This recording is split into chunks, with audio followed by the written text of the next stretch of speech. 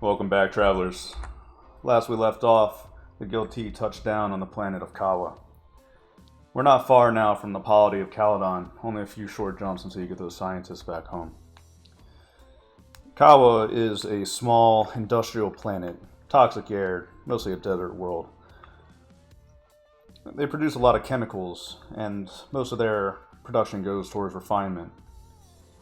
We touched down to do a few repairs, do a bit of trading before we head on.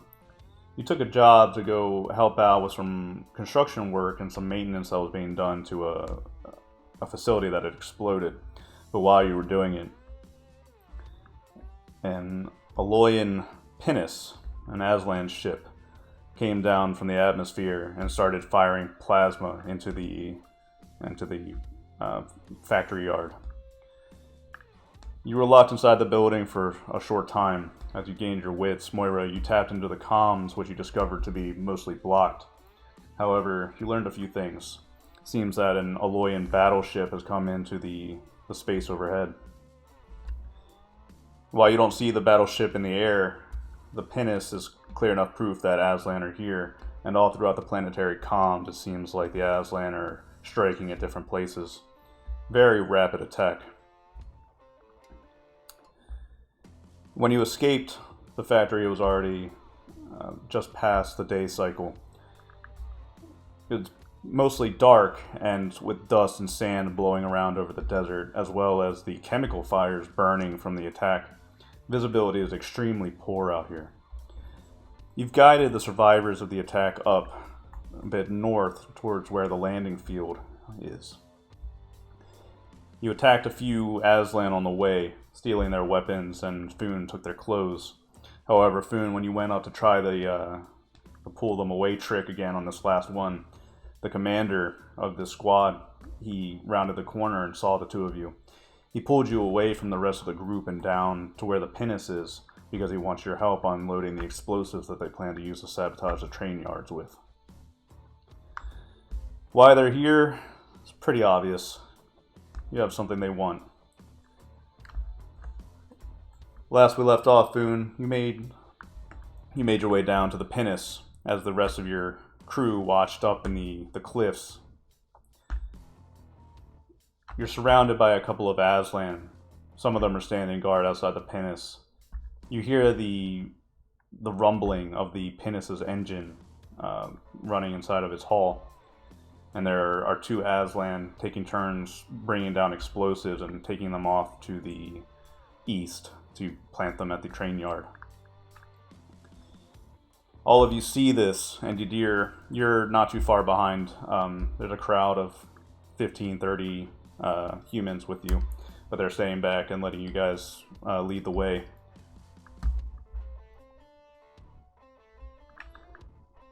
Foon, the commander, he looks over at you. Go on, start pulling the boxes off of the pinnace. We have to move quickly. Lord Koshke is not pleased about it being delayed. Aye, sir. Foon's gonna try to pretend to be helping and see if he can walk in such a way that we get most of the group to be clumped together a little bit. They don't seem to be moving from their places too much. Okay. I mean, there's a few, like I said, that are moving in the east.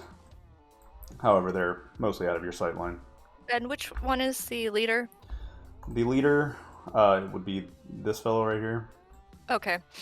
So Foon is gonna try to do the deception grenade roll that I was talking about before, where I try to roll my stun grenade between... He's gonna try to talk the action already. Between these two guys. It's not pinging. Let's take a look at the measurements here. We've got a distance of about 9-10 meters between them. So I think you have a blast 9 grenade. Is that right? Yeah, which is why I was hoping I could get them moved closer together. I think you could get both of them if you threw it in the halfway point between them. That's my goal, to have it deceptionally dexterously thrown between there without people seeing me Interesting. throw it. And I believe the rest of us are all aiming at the leader or some other target, Sure. so we get the bonuses. Let's pause for a quick second. Is there anything anybody would like to say or do before we kick this off? I know you, dear. You're a little back there. So we have like a moment.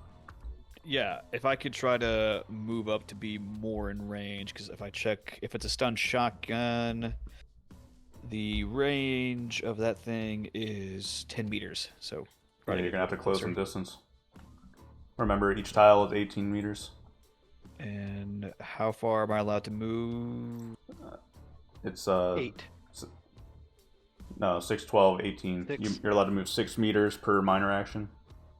Okay, so I can move one tile basically. Yes. Okay. We're not in combat at this moment. I haven't thrown it yet. Yep. So we're like in the brief moment before this all kicks off. Remember, this is also an ambush thing then too, right? That's correct. So we have that big bonus to initiative. But okay, so Foon, got a question. Did you communicate this was a plan that you were doing to any of us? I can't remember. Nope, he wouldn't have done so. Sorry, Darn. guys. Okay, no, that's fine. I was hoping to do a task chain here, but it's all good. Do your thing. Yeah. I'm a mind sorry. reader, but only one way. You can't just like think super hard and I'll be like, oh, I know what they're doing. Sorry, guys. No, you're good. No, it's all good. I was It's was hoping to glean some advantage out of this, but I think you might actually fuck these guys up pretty bad with the grenade if you roll well. So. Yep. It's a stun grenade. Mm-hmm. And they're So- armored, so we're gonna be reducing this by their Okay, armor. that's true. It's mostly to try to confuse them. I have 2 stun grenades, so my plan is to roll one with this deception, roll one the other deception, and sort of just cause chaos and confusion. The only lethal Alright. weapons you have on you are the blades that you've recovered. So it's gonna be mostly a stun fight anyway. We can stab some people, don't worry. Oh yeah, We'll I get mean to it. mostly is what I mean. Alright, am I good to go? I take it I do not have my shield, correct? No, you don't Correct. have anything. I'm gonna Okay, put this no box armor at here all? just to indicate that this is the pinnace. No, you are wearing a environment suit. Okay. How much armor does that give? None. None? Damn. I think you need a Alright. combat environmental suit for that. Gotcha. Yep. Alright, so here we go. I will roll it and we're gonna move forward. Do I need to roll it again? Because we rolled it the other time, but that was... whatever. We'll start over. Ooh. Hey, Yes. hey. Well, So that means they didn't notice me rolling it, hopefully. no, I don't think they did. Yes! Oops, went back where it was. Look, a giant pterodactyl. Tosses grenade. Oh, Nah, I'm not gonna count that. With the modifiers, you're good, Finn. okay. So- So now I need to roll damage, though, right? Yes, and we should probably also roll initiative while we're at it. Alright, so 2d... Do we want me to roll for military tactics to see if we can get a bonus on initiative? Sure, do you have it? Yes, yeah. I took a +1 in it last time. Yeah, go for it. Okay, do I need to roll the damage first? Well, Yeah, it you rolled- won't, yeah. won't affect that. Yeah, go ahead and roll the damage. Everybody get ready to roll your initiatives. If you're going to roll tactics, get ready to do that. Okay, so it's a stun grenade, just double checking. It's going to be 3d 6. That's what I have down, unless this is a different stun grenade. Sure, and this is considered going loud, so everybody in the vicinity is going to be aware of this. Alright, you passed your tactics, and that gives what bonus? +1. Whatever the effect is a modifier to everybody's initiative roll. Okay, so Foon, unfortunately, they have armors of at least 8. They are more equipped than you are. So your stun grenade is going to flash between them and startle them. But as for damage, we're not really looking at anything. Let's get initiative rolls out. Alright, got And a 10. add a +1. And Plus a one to 6 for whatever. ambush. Oh, Yep. so with ambush, it's 16 then. Oh, right. Jesus. We don't even need to worry about that since they're not going to... You're all going to move ahead of them anyway. So we got Moira, Deer, Hamish.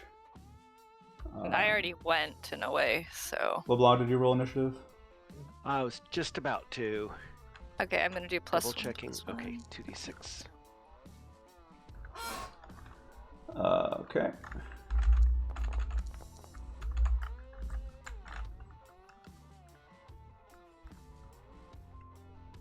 What is this plus 17 thing that I'm seeing on other people's? Or plus Plus 7? 7. 1 from the tactics roll, 6 for it being an ambush. Oh, I didn't put that on mine. Okay. Whatever. What is your bonus without the +7, Todd?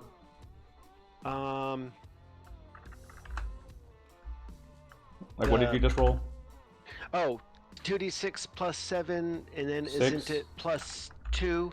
So you got a 6. Hamish, I LeBlanc? got a 4 before the bonus. Oh, really? A 1 and a 3. Okay. I guess with the plus 2, it's a 6. Yes. So Hamish, LeBlanc, preference, the one who goes first. No. Doesn't Alright, matter to Hamish, me. LeBlanc, and then I think Foon. And then our Aslan. Gross. Alright, let's set the stage a little bit. You're standing on the cliff faces on the west side of the landing port. All around you, especially to the south, are the burning fields of the chemical plant. You're sitting up on the cliffs preparing an ambush, as you weren't expecting Aslan to get pulled down into the landing field. You pass between a few crates as you're heading south, Foon, and you pull out your stun grenade and lob that over between the two Aslan who, in the darkness and the haze, don't make you out too well. It lands between their feet, and there's a very loud crack and a bright flash of light that gets slightly muffled by the sand and the chemicals around. Yeah? I was trying to measure distance, and I accidentally made a blast radius. Just hit Control Z. Thank you. So, as Foon, your flash grenade goes off between the two Aslan. They're startled and start reaching for their weapons, looking around, panicked. The rest of you, starting with Moira, you've been preparing an ambush on the cliffs. Do as you will. So, last session we picked up several stun shotguns and some just stun pistols, like stunners. Stun shotguns, stun rifles. Rifles. There's enough of them that you can take your pick. Okay, what's the range on the stun rifle? Because I was doing ranges and I'm about 17 to 20 meters away right now. So 50 if it's just... meters. Okay, Base perfect. range Never... is 50. Cool. Yeah. So then Moira's probably going to take a shot with gun combat. I pasted it into chat. And it's energy. Okay, cool. Plus 2. Mhm.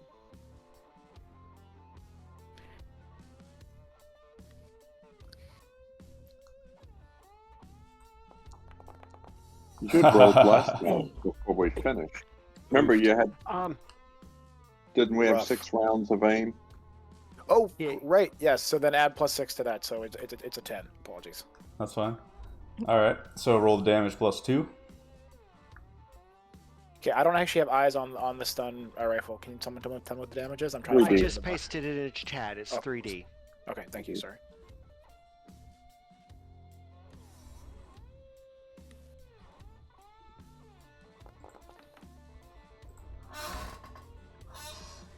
Plus Alright. 2 is 11. Moira, you strike the leader of this Aslan squad. You're up on the cliffs and you fire down the first bolt. It's not a great hit. It actually hits in the dead center where his armor is the thickest. He takes only 1 point of endurance damage, and he looks up. He looks up and around, trying to figure out where that came from.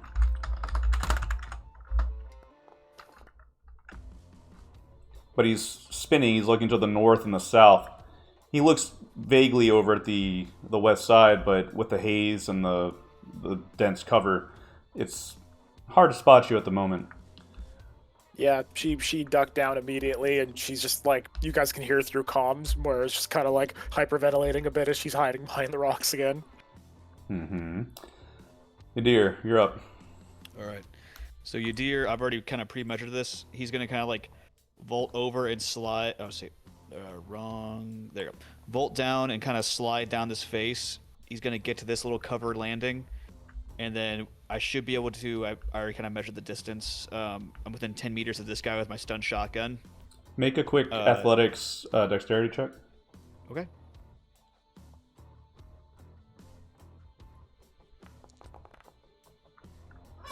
Nice. Hamish, you're a little bit of north of him, and you hear a bit of rubble sliding as you see Yadir stand up and slide down the rock face and charge up with his stun shotgun, getting closer.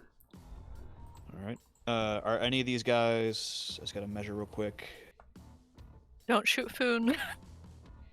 Okay, so that whoever this gentleman is will also get hit by the blast because it's a blast 5.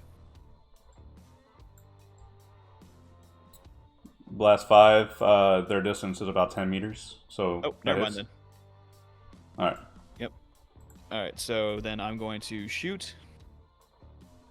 Let me just double tap my skills, energy. Yep, got it. Yeah, we're doing a bit longer ranges here. Wow. Oh. Fucking oof. Oh my god. Wow. +6. Yeah, so it's hitting. Don't roll a 2. If crits are in this game, it'd be that. Oh, I need to put a space. +6. 18 damage. Ooh. Yeah. So Moira, it's really funny. You fire down and you hit the one in the chest, and he's looking around confused, and he looks up at you, and for like a brief moment, at the very last second, you make eye contact with him, and he opens his mouth to like point at you and say something, but then from the cliff to his south, Yadir slides down, walks right up, and just fires a blast of lightning. In the darkness, it looks amazing, arcing across the landing field. He drops. He is stunned for at least 5 or 6 turns. That was a huge amount of damage you just did. Jesus. So he drops, convulsing and shaking and sparking on the floor in the dust. Hamish, you're up. I've only got one. I'm gonna see if we can keep him down. I shoot him as he lies on the ground. Jesus Christ. That's a doctor for you. Oh. Wow. My man's nerves. What is a stroke? What is brain damage? The doctor knows where to shoot. I'll take sensory damage, 500. Well, do you want to roll damage? I want to see damage.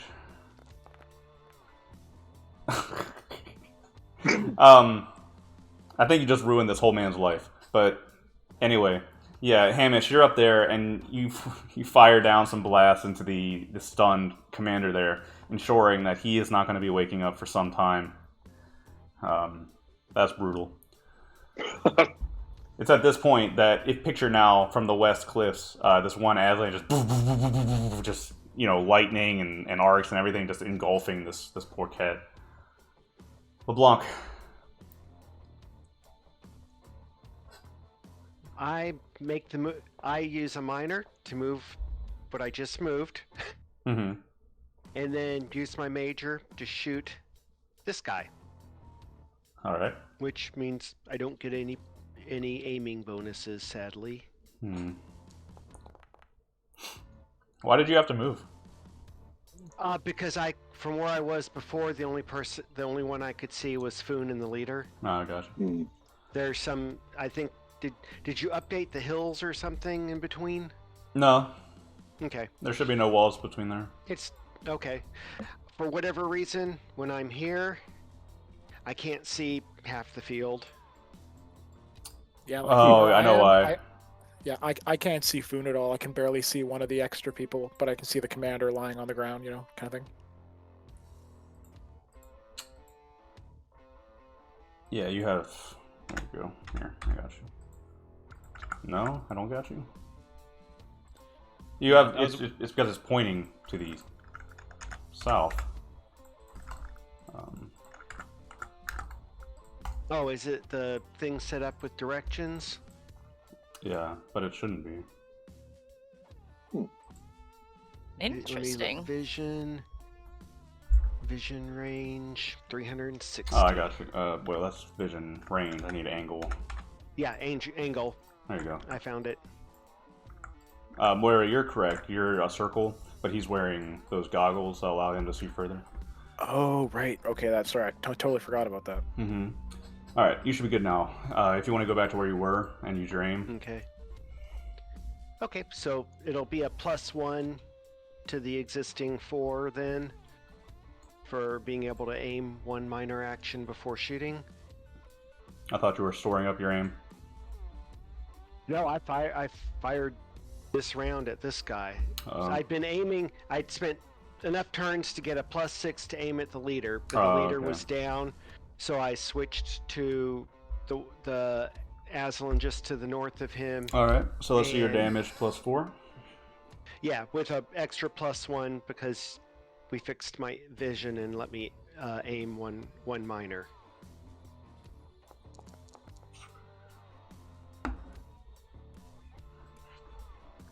So 7 points after subtracting 8 for his armor. Good shot, LeBlanc. The Aslan, he turns his head to look at the exploding Aslan to his left. And LeBlanc, he's wearing an Aslan fashioned helmet. And one thing that I should mention from Aslan culture is that they very much love to decorate themselves and be unique with their valuables. So he's got a custom-made, Aslan Aloyan helmet. Unfortunately for him, it's conducted, so he takes that shot to the side of the head. And while you don't think that put him down for good, he drops to his knees, falls to his hands and knees, and starts, gripping at his head. His weapon falls in front of him for a moment. That was a really nasty stun shot he just took, even after the armor.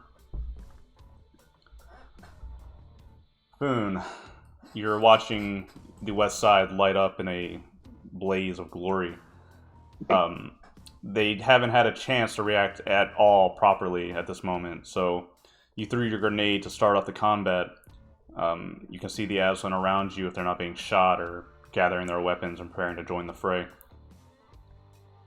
So I'm gonna be sneaky, like a Foon. Foon is gonna yell, "We're under attack, run a little bit this way." I don't know if you can see what I'm doing. And he has one more stun grenade, and he's going to try to, we're under attack. He's going to say, "We're under attack and we're surrounded. Run this way and throw the grenade between these other two people right here, using deception again to try to confuse them and make them think that there is more people attacking them on the other direction." Deception dex, I guess. That's a very Foon tactic. It is a very Foon tactic. Oh. Oh. Make a recon check for me. Recon? Yeah. Okay. Let me double check my... I think it's... I don't remember if it's a +1 or a +2. Regular recon +2. It's a Foon tactic. Come on. Mm-hmm. Woo! As you're running behind the pinnace, the ramp is open. You look up. At the far end, you can see that the door open for there's a door open for the bridge, and you can peer back and make out the sign of a pilot in the pinnace seat. Oh, rat. Okay. But you round the corner, and you have your stun grenade open in your hand, and you yell out, "We're being attacked!" And they look at you like, "What the hell are you doing with that?"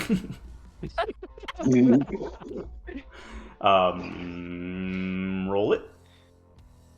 Roll the damage, I guess. You need Or what are to you? roll the dex check to throw the grenade, right?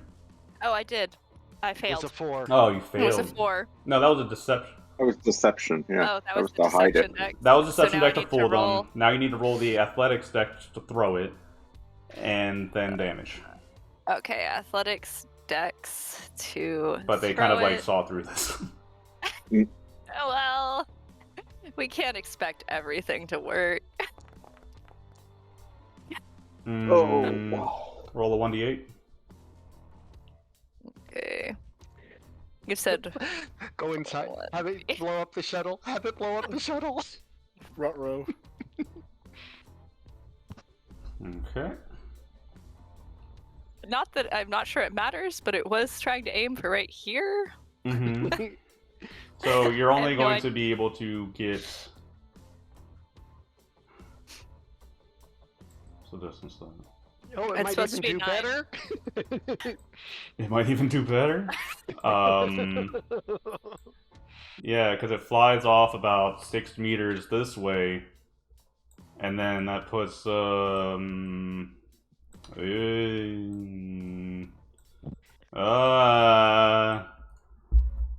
fuck. Okay. Foon, you throw your stun grenade up into the group, but they spot you, and they see you winding up the throw. One instinctually starts raising his stun rifle towards you, so you fumble the throw a little bit, and it goes a bit to the west. It lands actually behind the pinnace, or I suppose in front of the pinnace, on the far side of you. So these top two over here are going to be the ones that receive the hit. Okay, and now I need to roll damage, right? Yep. Which is same for the other one. It's a very Foon tactic. Come on. Ooh. So, LeBlanc, this is all happening in the span of like 6 seconds. You shoot this one in the head, and he goes rolling on the ground, stunned and feeling terrible. The moment he reaches for his rifle again, you see, or like the little speck of the grenade landing in the dust in front of the pinnace. He turns his head to look, and then it explodes in his face, and that was just too much for him. He like doubles backwards, collapses on the dirt. He's probably going to be back up in about 4 rounds. So, this one back here, he is reeling from the blast and is covering his ears. Foon, the one that you were looking at, he's identified you as a threat, and he is going to act on it. Figures. Yeah. And we're at close range, so I'm going to shoot you. Oh.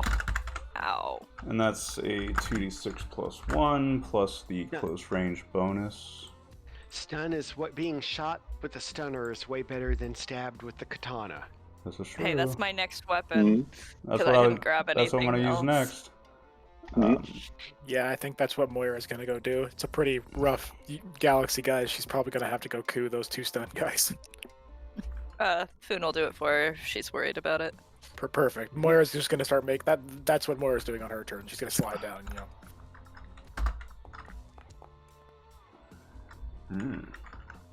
Ouch. And the stun rifle is 3d6. Yeah. Okay, he is wearing the same armor as them. How much Okay. do I take off? You would be taking 5 damage to your endurance. 5 damage. So okay. you're wearing the same armor, and in the time that you throw the grenade, he raises up the stun rifle and fires it into your chest. That's unpleasant, really unpleasant. Takes your breath away. Another shot of that, Foon, and you might not be standing for much longer. Okay. I took the 5 damage. These two up here are stunned as hell. This one back here is confused. He is going to look back and forth. He sees that someone's attacking the pinnace. He's going to run up, probably take this full cover here, and try to return fire up into the cliffs, even though he doesn't exactly have that good of visibility. He's just blind firing.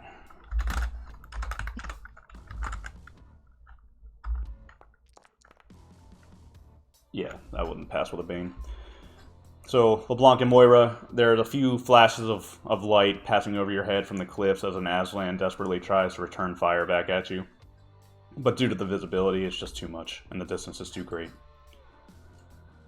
Rest of my turn, I start moving up some Aslan that hear the commotion. Approaching from... Does anybody see them? Nope. Foon would. LeBlanc. Oh, LeBlanc can see them, Foon sees them. So LeBlanc and Foon, you can see at least one Aslan approaching from the south. Two Aslan coming up from the southeast. As I well- could see both of them before they started moving, so I could see them.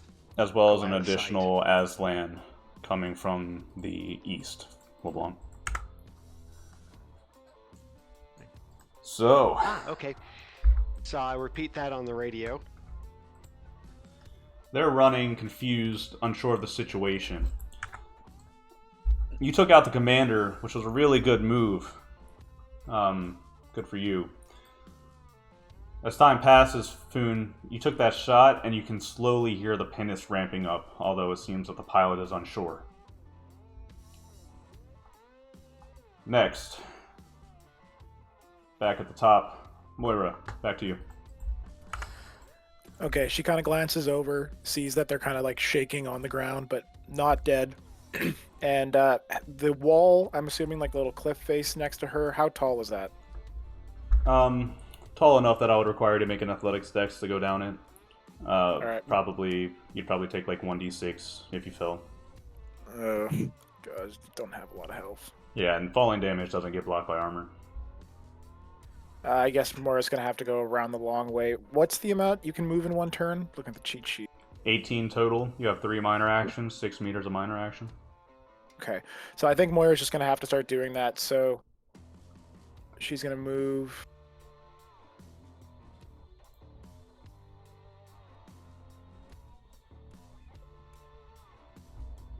Okay, so it's about that. For the first one. For the next one. She's kind of running for this spot, like... I can't ping, whatever. She's kind of running for some of the structures on the right-hand side, trying to keep low with her stun rifle kind of at her shoulder. And she's heading towards the two cats who are currently seizing on the ground, looking to get a katana. Sure, and since you're not in range of anybody that can actually see you, no stealth rolls required. Yeah, but she's just doing what she does whenever she had to deal with the very few boarding actions that happened on ships she was on. She's just terrified and hoping to not die. Right, you got Yadir on your right, you got LeBlanc on your left. You're taking out the Yeah, center. the big guns are already fighting. Foon's in the middle. I'm not too worried about being the main target. So, Moira does that. Yadir, you're up. You see Moira hit the dirt to your left. Alright, let's see. The two Aslan that you can see are stunned. You can vaguely see between these two crates movement, but you can't tell what's happening. Gotcha. Alright.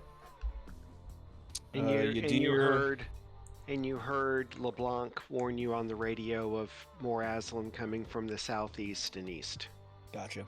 Yadir's gonna move up to here.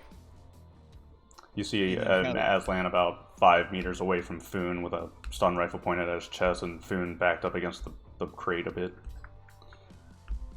Okay. At this angle, if I shot this dude, would it also hit Foon?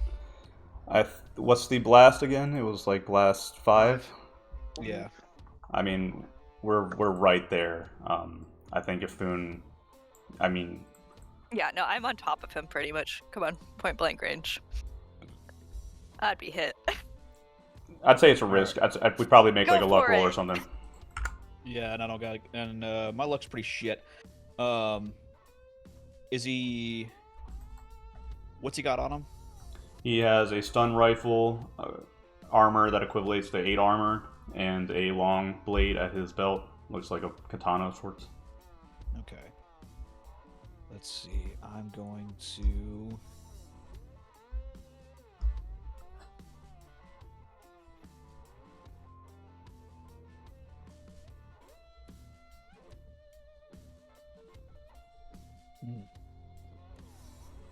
I'm going to...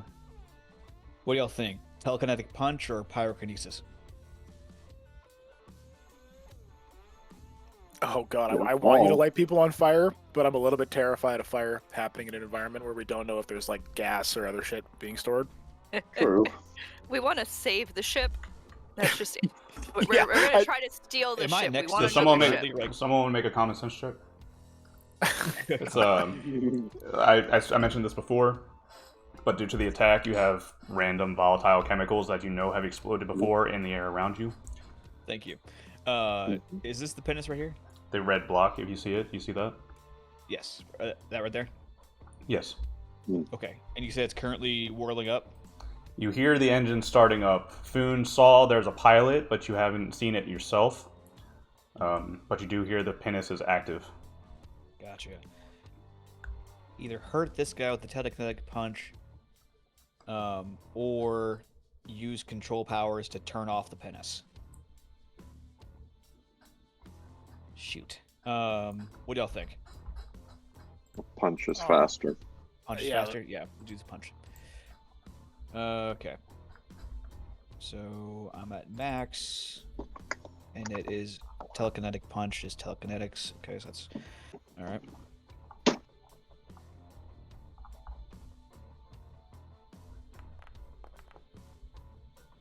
Goes off.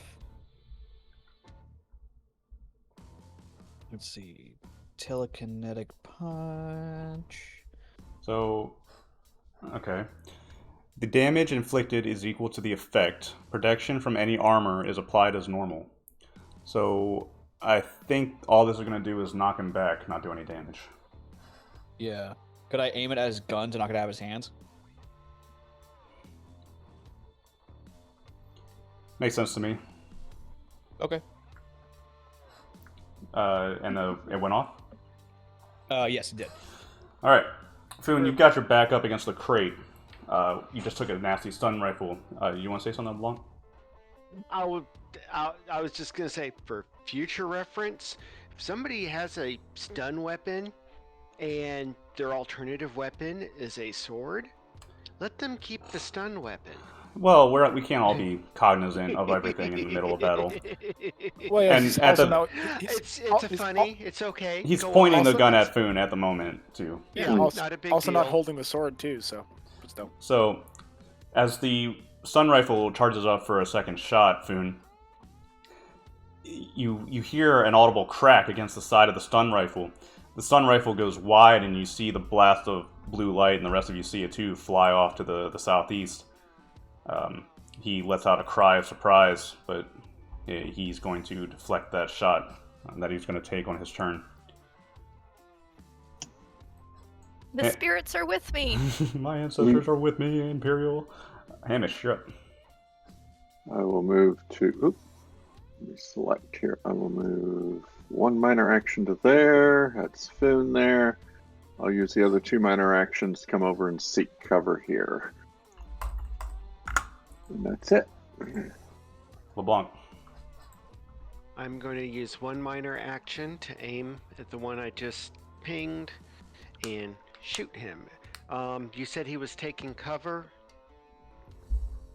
Like, is cover The that's one at actually the a minus? yes, he is at a full cover position at the moment.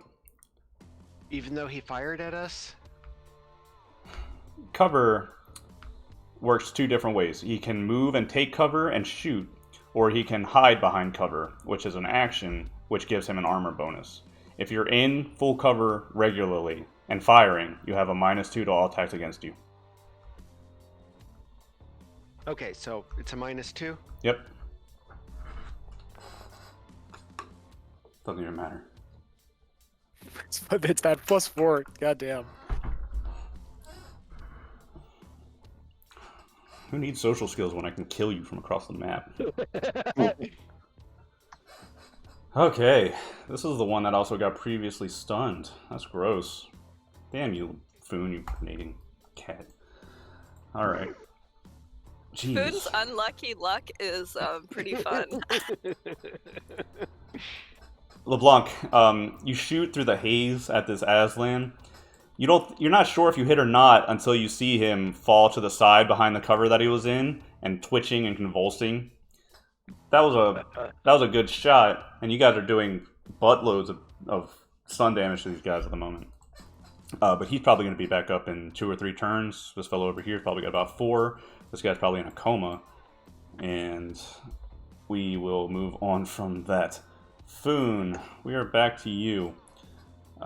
Confusion inside the pinnace still ongoing. The stun rifle in front of you just got deflected. Shot went by your face. Foon is gonna try to behead the one in front of him while yelling out a deception that is traitor to try to get the other people to consider him the target. Just moves within moves. I love it. So what do you want me to roll first? The deception? Well, obviously I want you to yell out a deception. Deception charm is weird.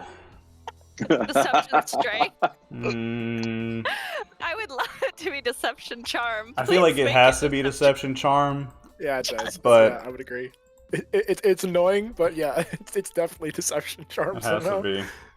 Okay. Because I was gonna do performance. Is there no intimidation or? Oh yeah, performance is good. That's. I was thinking Do you our want it to be performance. I can do that.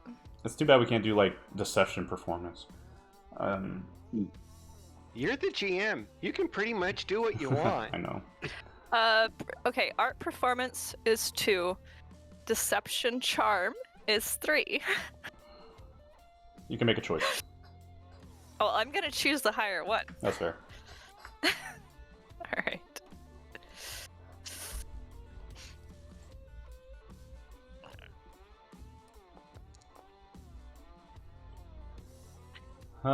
Okay. Now roll your attack.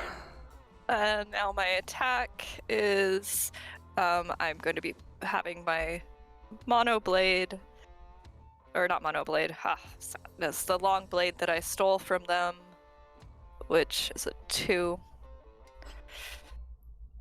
for +2. I'm trying to behead him. Not that it matters, probably. Do I get a roll damage now? That's +3 damage. And it's not your mono blade, it's just a long blade. Yeah, it's a long blade. My mono blade has armor piercing. Yeah. It's the same roll though, regardless. So it's your long blade damage +3. So, long blade damage is a 2d6 plus 2. 2d.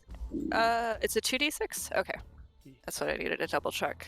2d6 plus 5 is what you're rolling. Thank you. Sorry, I was like. Nice. Do I behead him? Mm-mm. Damn it. You go to behead him, but as he is also a warrior. So as the blade closes in on his neck, he instinctively lunges back. You carve a good nick into the neck plate of his armor, and he lets out a cry. A bit of blood, trickles down from his neck because you almost got him there. He's damaged, at least. And if it penetrated the thing, that it also means that he is breathing in the atmosphere, right? That is correct. Thank you for Yes. reminding me that.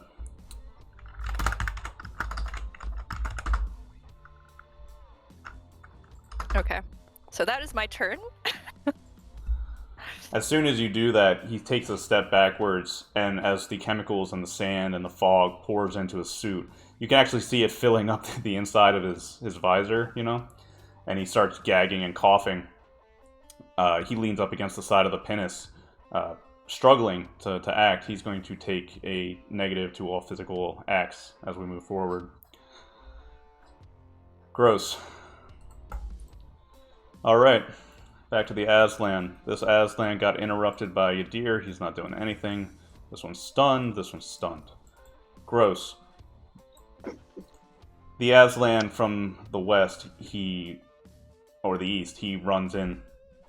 He sees this happening between you and the other Aslan Foon, and he calls out in Troke. What? Betrayal? Traitors?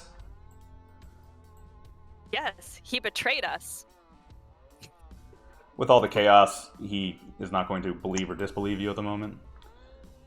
The one from the south, similarly, is going to approach and say much the same thing. You're flanked on either side. Yadir, you see one coming up from the side of the cliffs, and he's scanning, looking out, and as he enters as you enter his range, he's going to let out a cry, raise his weapon. As he moves along the cliff, That was more than one minor action he cannot fire. Alright. Foon, as time passes, we've done about 12, 18 seconds. The pilot inside the pinnace is getting a clue. And as chatter kicks up on the Aslan comms, the pinnace starts activating its takeoff functionality faster. Jets of flame actually start coming out from the back of the pinnace to the point where you need to move aside. Or energy, at least. And Meep. you hear the brief, like at this very moment, you hear the grind of the ramp for the pinnace begin to close. That's the end of the round. Moira, we are back to you. At the moment, your vision, all you can really see is the pinnace roaring up, and Yadir. And, Okay, everybody else. So, just doing the quick thing, it would take me more than my movement. Where is the entrance to the pinnace? Right here at the bottom. Fuck, that's still longer than I would be able to get to. So even if I move in that direction, I would know. Okay, I'm just gonna do what I was doing before. She runs up with 2 minor actions right next to the commander cat.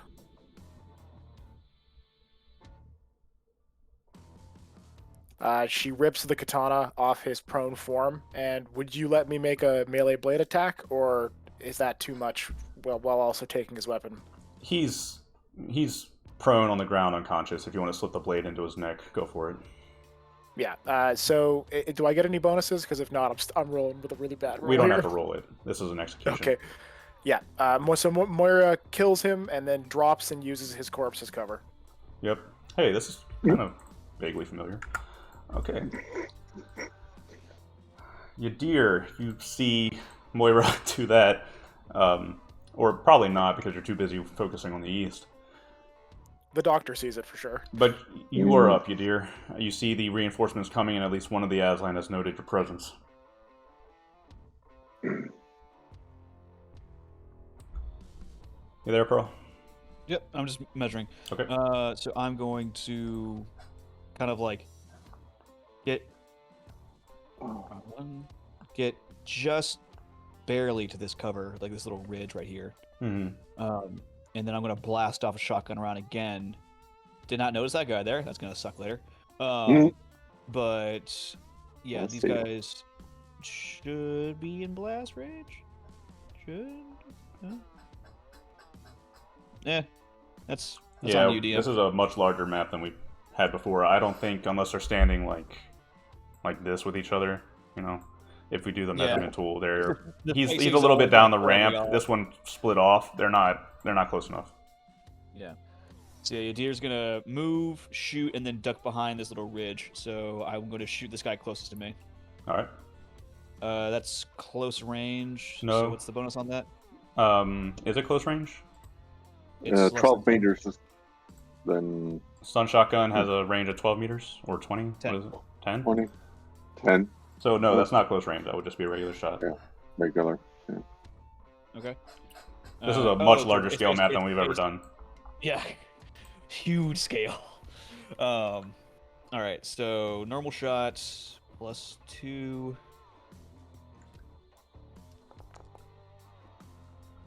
+1 damage. That goes off.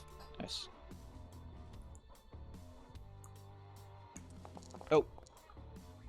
Oh, so 9. 9 damage. So you get into a stun battle with this Aslan, Yadir. As you move forward, you see them coming. You fire up the ridge because he spots you, you spot him. Might as well shoot each other. He does the same idea as you. He kind of ducks behind the ridge as you fire. So you see one of the arcs strike him in the shoulder, and he lets out a cry, but you think that did minimal damage. Okay. But you are in cover, hiding back there. Hamish, you are up. You see the light show to your east. Yep, and I see the Aslan. I aim and I shoot. All right, he's in cover.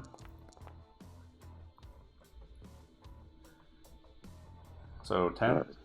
Drops it to a 10. +2 damage. It's effective 2 then. Ugh. That does just 1 point, I think, to him. Yeah, I think his armor reduces to a minimum of 1, I believe. Yep. So he takes cover, and Yadir and Hamish, you both open fire on him basically simultaneously. But he dives behind cover and preps himself for a slog. Also, DM, my bad. The damage would have been increased by 2, but it's pretty negligible. Right. So I think he's probably at like 5 or 6 endurance right now. Yep. Cool. LeBlanc, we are up to you. Cool. Mr. Sniper on the ridge. I'm going to use... Yeah, he's far enough that I want to move the 8 meters I need to move. If I can get the thing to move. Selection tool, unselect the other measure. It's more of it keeps pinging instead of moving, so that I'm inside of. I'm trying to move to where I'm inside of 50 meters. There's this. Where do you want to be? Just can you ping where you want to be?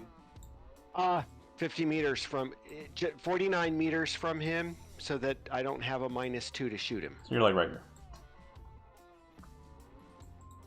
Okay. And I'm going to shoot him.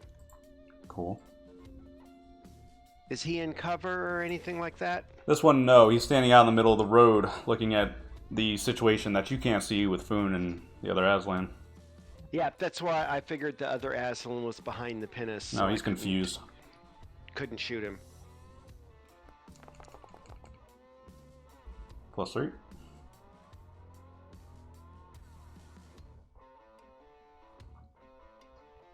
Do 16, I dare you. Mm.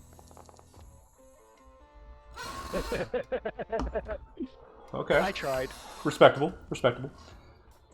From across the field, you fire a long-range shot at this Aslan coming down the road. And Foon, you see it strike him in the stomach. He's startled, surprised, and he looks over to the west, trying to get a gauge of what's happening over there. Not good. But while that's happening, Foon, you're up. Behind you, you've got 2 Aslan. In front of you, you got the Aslan that you're fighting. LeBlanc just engaged the one to your east. As also, Pinnace is doing what it's doing. Ramp's starting to close. Engines are whirring up. Launch protocols are starting. Food is gonna call out. He's leaving us because this one betrayed us, and he's going to stab at the one that betrayed us, and then try to lunge back towards the pinnace ramp. So what do I need to do? Is it another deception roll? Deception charm again, and then a stab? Because that's 3 actions. I really don't think the deception is going to matter at this point. But you can go ahead and make an attack roll, and then probably just move your movement. Okay.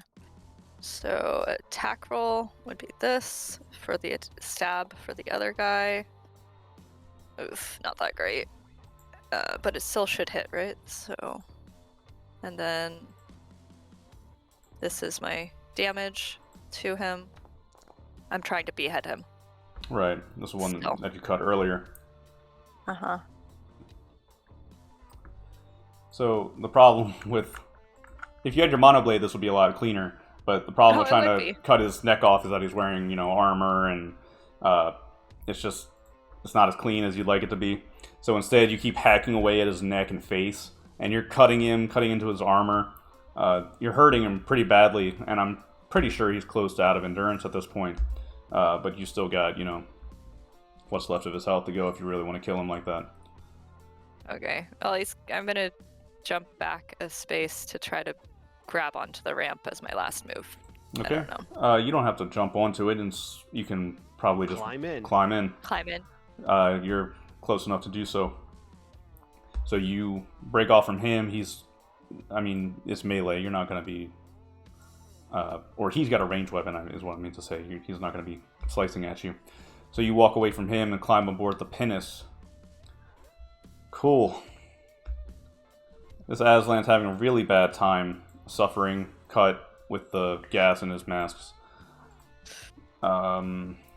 LeBlanc, you shot at Cat. He is going to take cover at the corner of this building here and return some fire.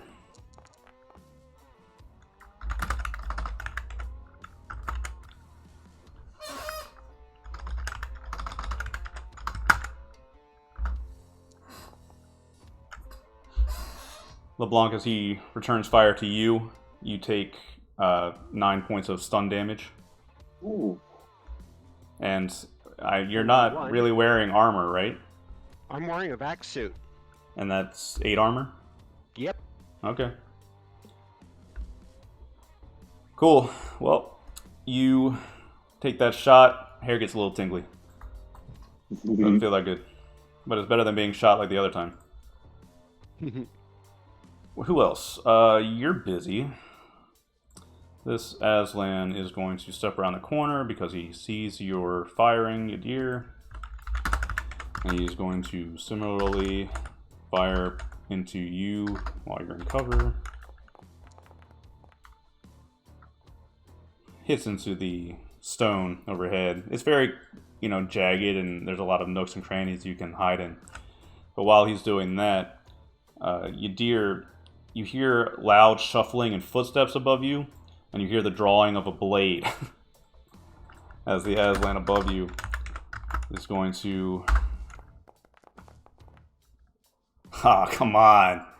He's gonna... almost made a cool jump. He's gonna slide down the rocks. However, I don't know, just for funsies or something, maybe you shoot the rocks or his foot slips or something like that happens, and before he can make the end, he tumbles and instead hits the ground in a bit of a crouch. And like is the going blade to... goes like right between my legs or some shit. Yeah, it's he jumps on you, but he fumbles it. Unfortunate. All right, who else is left? All right, the pinnace pilot. Foon, behind you. In these 6 seconds, the ramp quickly begins to close, and in a panic, you hear the Aslan. He's on the comms with the others. In Troke, he's talking about taking off and making assistance air runs over the enemies. So, probably by the time we get around to your turn next, or the Aslan's next turn, ship's going to be taking off. You can already hear the pinnace is vibrating and shaking, getting ready to do this. Okay. Well, I will have a fight in the air. Good, bad, or otherwise. All right. Let's go with nobody because everybody is taken care of. Top of initiative, Moira. You see the pinnace ramp closing as Foom climbs aboard. You look up, you can see that Yadir is dealing with 2 on the side, with another one suffering on the other side of the pinnace. LeBlanc's engaged on someone above you. Okay, I can see LeBlanc is right next to that one unconscious guy. Hopefully he'll deal with that. I did see Foon jump in the ramp with the guy in the ship. Okay, cool. So I'm not as worried about trying to help there. You should worry, but okay. Well, I can jump in as well. How high up is the ramp? Would it require a check or something? Because I have 2 minor actions, and then I could probably try to do something to get in. I'll happily take an athletics check if you want to try to run over and jump your way in before it shuts. All right, yeah. So Moira is going to do.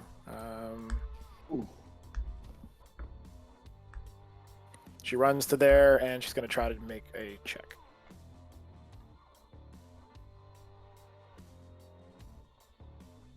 Athletics dex, you said? I think that makes sense. Okay, cool.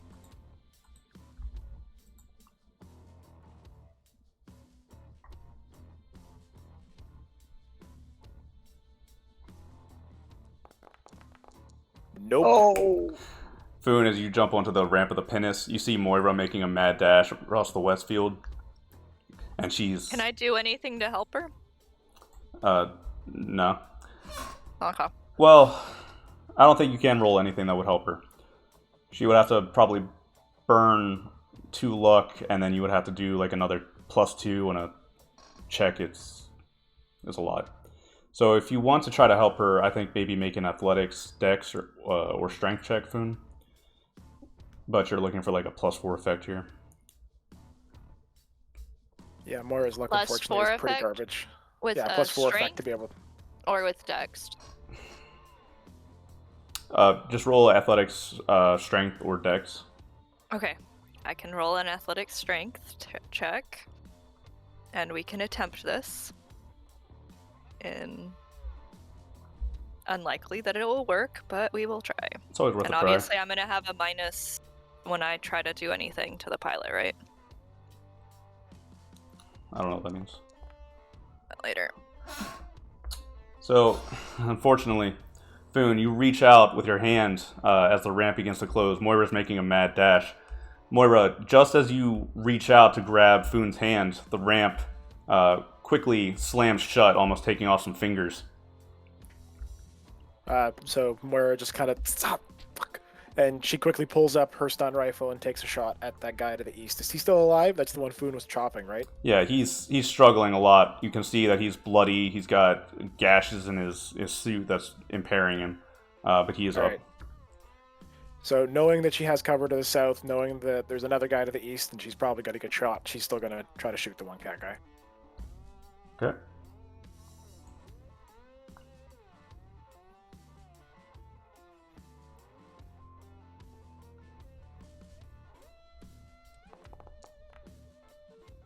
Better. +1. And the rifle already gets a +2. Is that what people were saying? No. Uh-uh. 3d6. Okay. 1 damage. Respectable. Yeah. This guy, he's probably got like 2 or 3 endurance left to his name. So, we will, as you strike him, the pinnace is preparing to take off. Is there anybody left in initiative? We'll, oh, we're at the top of initiative. I'm sorry. Mm-hmm. Yadir, an Aslan just jumped down at you with a blade, but he fumbled the jump. Meanwhile, about, looks like 10 paces away, 10 meters away, is an Aslan with a stun rifle pointed at you. So I'm going to maneuver myself a little bit to where the Aslan with the sword is blocking the line of sight. And then I'm going to stick the barrel of this stun shotgun like right in this thing's face and just blast off. Alright, that's a close range. Yeah. That's your +1. Here's your +1, fucker. It's +1, bitch. Just look down and +1. Nice. +3. Okay, and then +2 already because of the stun shotgun, so it's +5. Beautiful. Or disgusting, whatever you want to call it. Yeah, I don't know. I like the picture. He crouches, right, and he's trying to recover from the fumbled jump, but before he even does, he looks up. You just put the stun shotgun like under his helmet, you know, under his neck. Yeah. And just yeah, that's gross. Moira on the other side of the crates, you see a bright blue light. Just like my hair goes a little bit frazzled from the static electricity. Like, Crispy. Nice. All right, so He's out. so it's one major action, one minor action, yeah. Mm-hmm. Okay. Could I attempt to move over and try to run up and get onto the ship? Yes. Make an athletics dex check. Ooh. Okay, I'm torn because like I'm helping out pretty well in the combat department, or should I try to save the ship? Go. You said go. Without the ship, we're dead. Fair enough. All right, so yeah, Yadir's gonna try to do that. You say athletic dex. Yes. roll better. I rolled so terribly. It's okay. So as the pinnace gate starts closing, yes, Thanks, Tio. I'm so sorry. yes, yes. All right, that was amazing. So LeBlanc, you find yourself over here, and as you run through the two crates, you look to your left and you see Moira, who is firing at the Aslan. And you kind of have to like duck under her shot to avoid it. As you make a leap for the ramp and you grab onto like the edge of it, but it closes to the point where you have to either let go or lose some fingers. And you stand there as the pinnace door is shut. Oh, cool. Well, Hamish. Oh, this is not All good. hope is not lost. If as long as it stays within a certain amount of meters, I could try to shut off its engines. So hopefully we should be okay. Well, since Yadir's out of the way, thank you. Aim shot on the Aslan that's still on his feet right there. All right.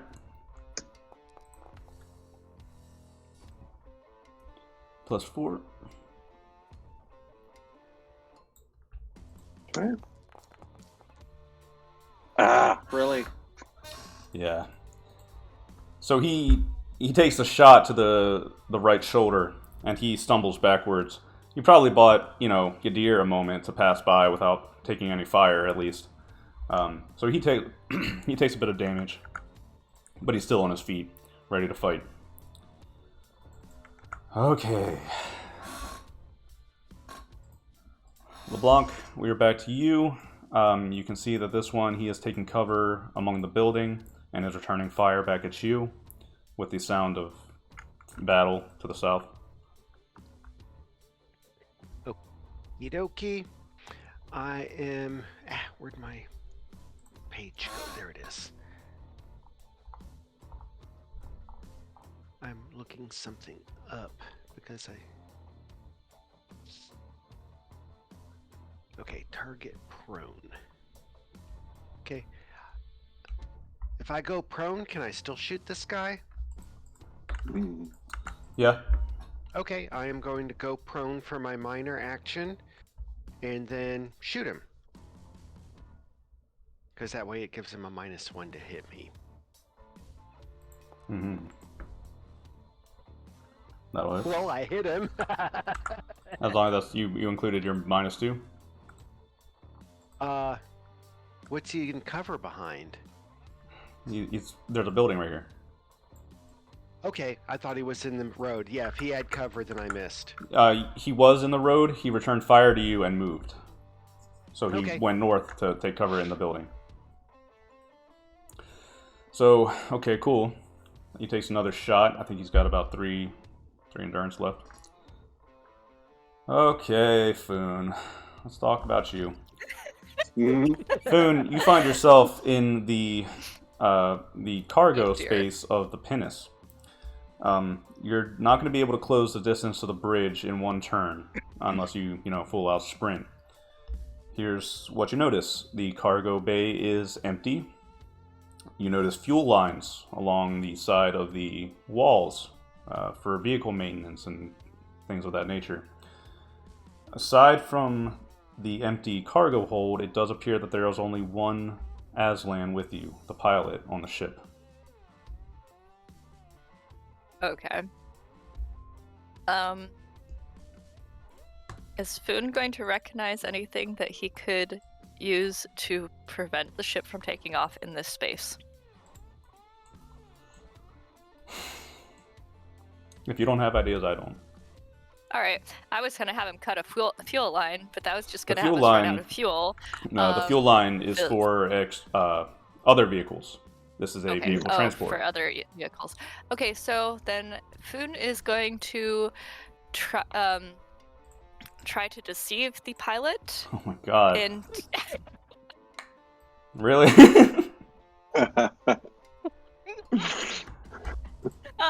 try to deceive the pilot and go, hey, hold up for a second. There's a few of us, more reinforcements. If you let the ramp down, there was 3 ready to get on. Sort of true. It's gonna be hard. Roll it. Okay, deception charm. Mm-hmm. And he's gonna be, at this time, also walking towards the bridge, just calmly. Probably didn't work. No, Foon. It's too late in the battle and too much happening for that to work. Even as you're speaking, the pinnace is starting to take off. Like we're talking like we're an inch off the ground at the moment. Okay. So Oh. he looks back at you with a confused look on his face, wondering why you climbed aboard. He calls out in Troke, asking what you're doing. I'm gonna man the guns. Scoot over.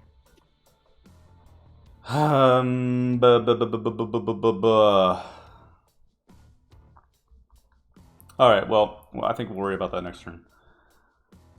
Foon, if you're going to move up to the bridge, that's going to be all your movement. That's my movement. And all of you watch in dismay and horror as our pinnace and our Foon goes on a trip. The pinnace rises up way over your heads. Sorry, guys. Until, in a few meters to the north, and it's going to be out of here in a matter of seconds. What's your pilot check, Foon? How high is that thing? Spaceships move really fucking fast, man. No, I'm just asking, how far has it moved? In meters, I don't know. Too far for you to get. I do think it's too far, man. What's the range that you can do stuff? Well, I mean, if I boost, I can do things at a planetary scale. It's a matter of distance. What's the ability? Controls Odani. Its base is medium, so up to 50 meters. Doesn't without it boosting. take time also? 1d times 10 minutes. Shit. Before you cast any ability, read everything at the bottom of the skill. Guys, I always misread the fucking how long these things take to cast because I'm just like, I'm so used to like other systems where it's like instant. Okay. Shit. No. I could try to do a Star Killer or try to hold it. No, I'm just kidding. All right. Well, anyway, Yadir, you just ran with Moira. This Aslan over here is going to fire down the hall. We're probably gonna just share shots, so let's move this Aslan over here. We've got a narrow alley of fire where they set up, and you two are standing on the open, and we are going to do some shooting. Moira, you take a stun shot. Yeah, that's a hit. And Yadir, you're gonna take a shot. Ooh. That's also a hit. Moira, we are looking at 3d6 plus 5 for you. Owie. 13 points of damage, reduced by your back suit. Okay, so I got 5. 5 Still, endurance. Ouch. And Yadir, over to you. Who has no back suit? Why wouldn't you have a back suit? Yeah, well, when I have a back suit. Yeah, we'd all have but- to have back suits or environmental suits. Well, a minute ago he had an environmental suit. I use words. I don't always mean the words that I use. So, Yadir, I just assumed it meant I he use didn't words. own one. I love it. I Yadir, don't think any of us own one, but I do. you and Moira next to you takes a really nasty shot with a stun rifle. You similarly, you turn your body so that the thickest part of the vac suit absorbs the shot. You're a trained combat professional. You can do things like that. So, that's gross. Who we got left? Oh, right, the guy fighting LeBlanc. And he takes a -1 to hit you. Correct. Oh shit! Didn't need to do that. Get back here. ooh, You're prone, so a blast fires over your head.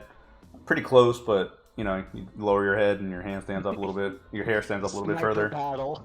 It would Okay. have turned my hair white if it wasn't already. I think that's me for the moment. The sound of the pinnace taking off is deafening. That's all. Back to the top of initiative. Moira, you just took a shot. Okay, so who was the one who shot me? The one on your left here. Okay.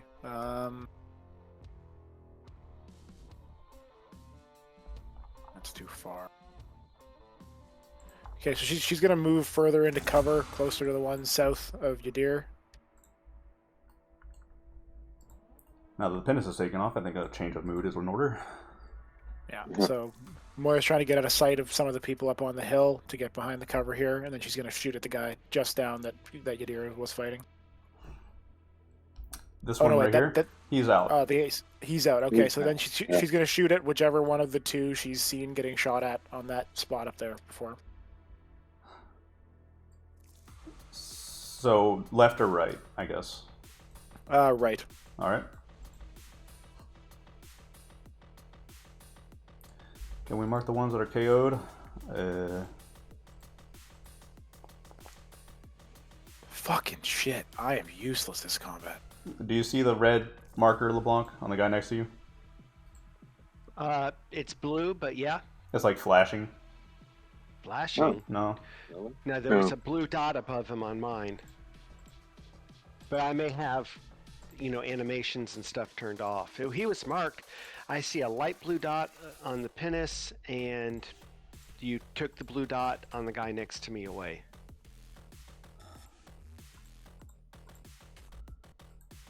Well, I don't know. The three in front of you here are all stunned. Mm-hmm. So we'll figure out a way to mark it in a second.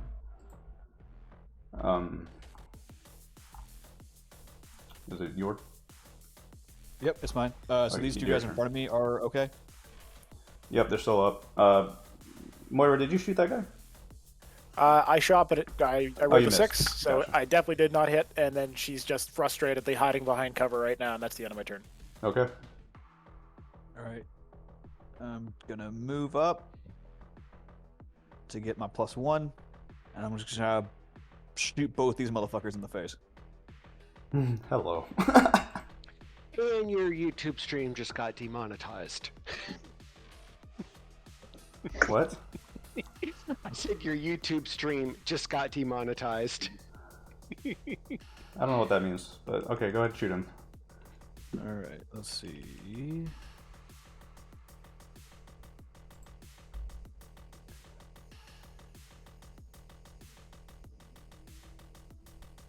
Oh, there we go. Alright, so boop. Oh god. Okay. Roll damage.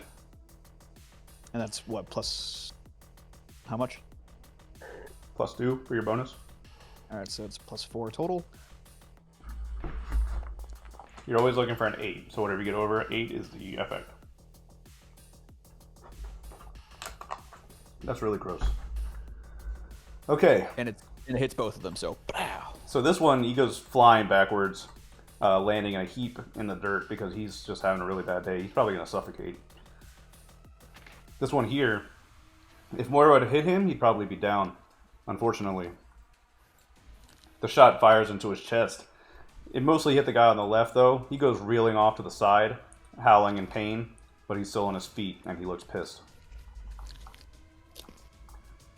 Now.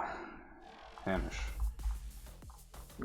Okay, there's my 6 meters.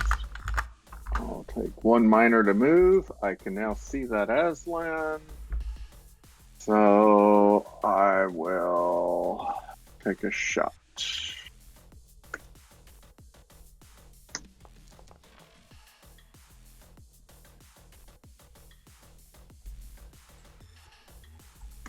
That's effective 2. Mm-hmm. That's better. I think that'll do. So he's only going to be out for about a turn, but Yadir, you fire that shot into him. He goes stumbling off to his left, and Hamish, as he stumbles into view, you shoot him in the side, and that's enough for him. He falls onto his side and starts twitching and convulsing, but you're not sure how long that's going to be for. LeBlanc, make a recon check. Okie dokie.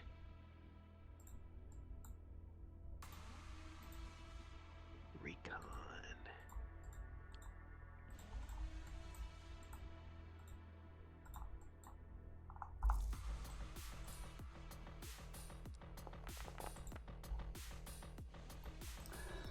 You see something disturbing coming in from the southeast, where the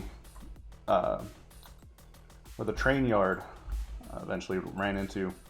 I was wondering what that big red thing was. You didn't see it for most of the time, but now it's pulling into view with the headlights. You see an Aslan truck of some sort.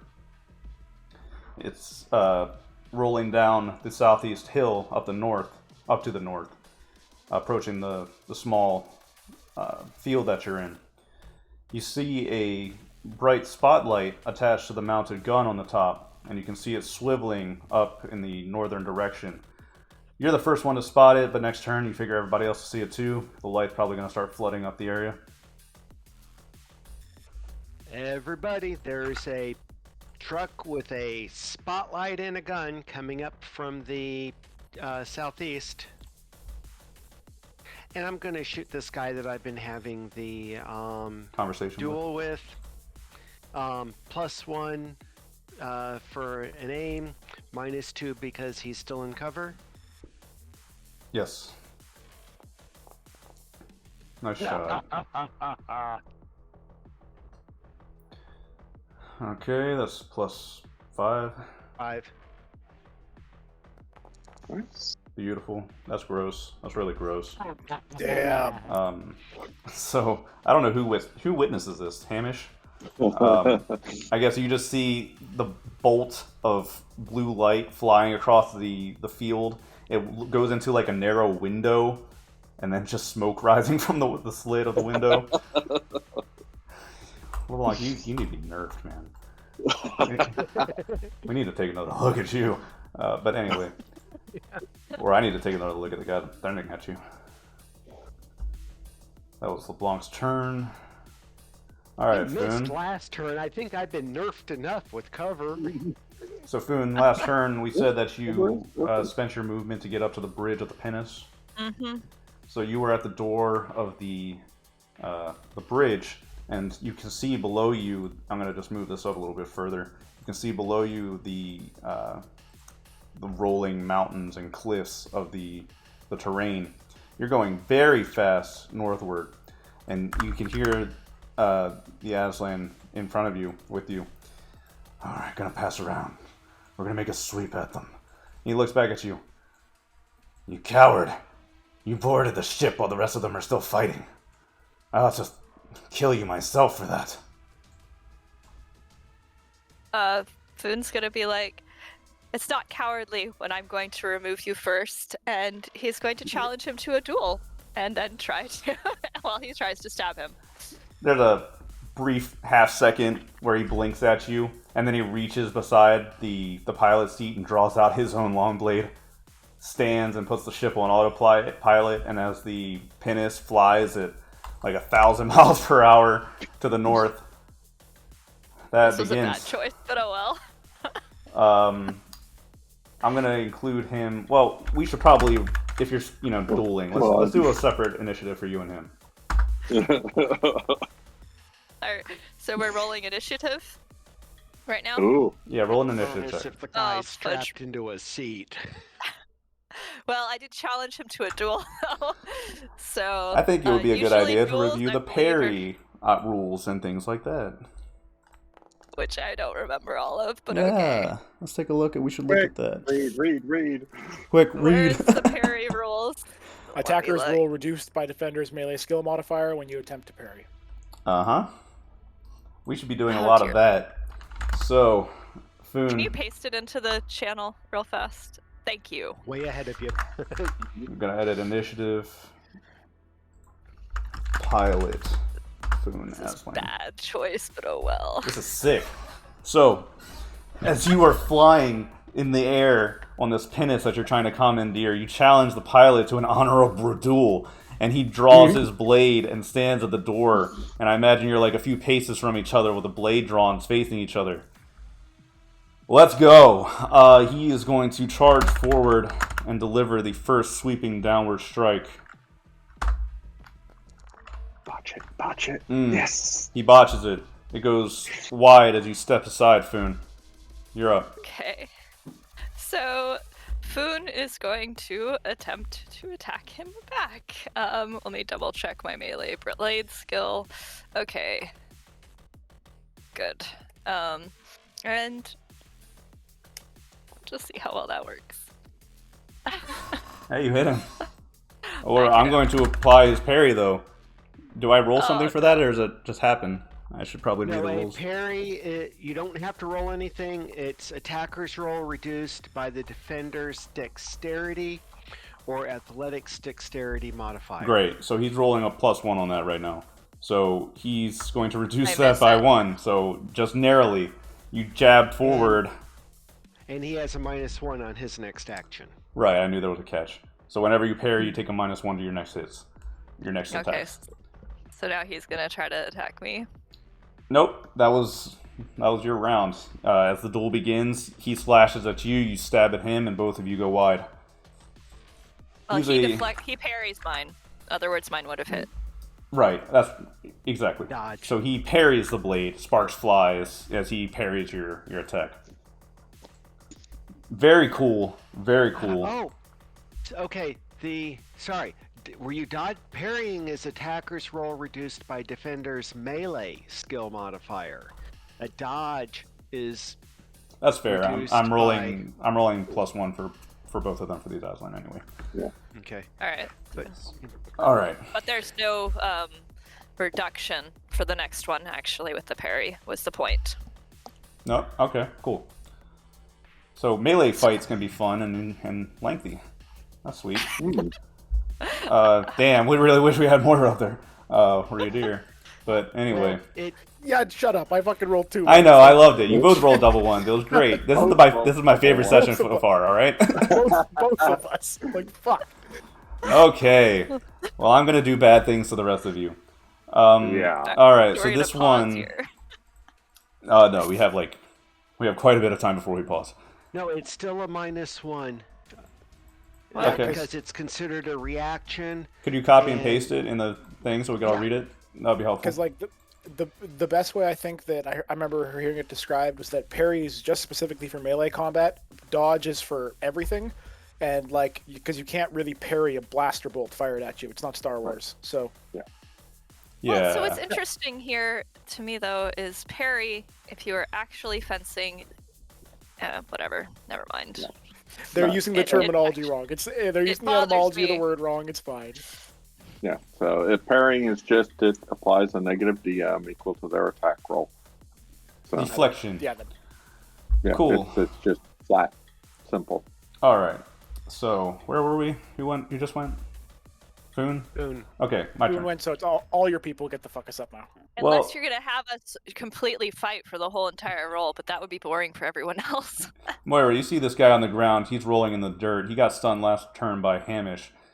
He didn't take too much damage, so you see him like using an arm to push himself up. This Aslan up here got yeeted by a deer. So that's all contacts on the field except one. This lad has been on the ground for about 3 or 4 turns now, and he didn't take that much stun damage. So LeBlanc, he rises in front of you. As you're prone, you're shooting at that guy over there, and he rises, and you look up, and you see a pissed off Aslan looking down at you. He draws his long blade, and he runs forward in rage.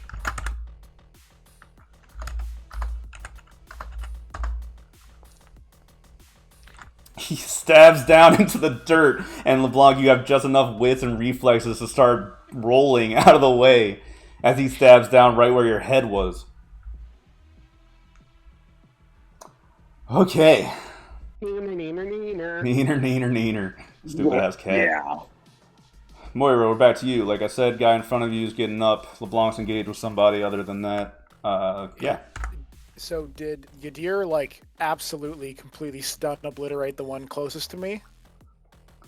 This one right here, yes, he put a sung shotgun against his neck and pulled the trigger. Okay, so Moira's going to ignore him because he's still seizing violently. A couple of these Aslan aren't going to wake up. As he's rising, Moira kneels and puts the blade through his throat. Okay. Sure. And then she just kind of hustles a little bit back towards the cover to just like hyperventilating next to Yadir. Right. Okay. Ooh. So that was Moira. Yadir, we are back to you. I'm trying to back to vision here. So Okay, where's this truck at? you don't see it, and LeBlanc hasn't said anything about it. There's no like you said there's did. headlights. I did say I did. I'm And sorry. you said that next turn everyone would see it. You're right. You're right.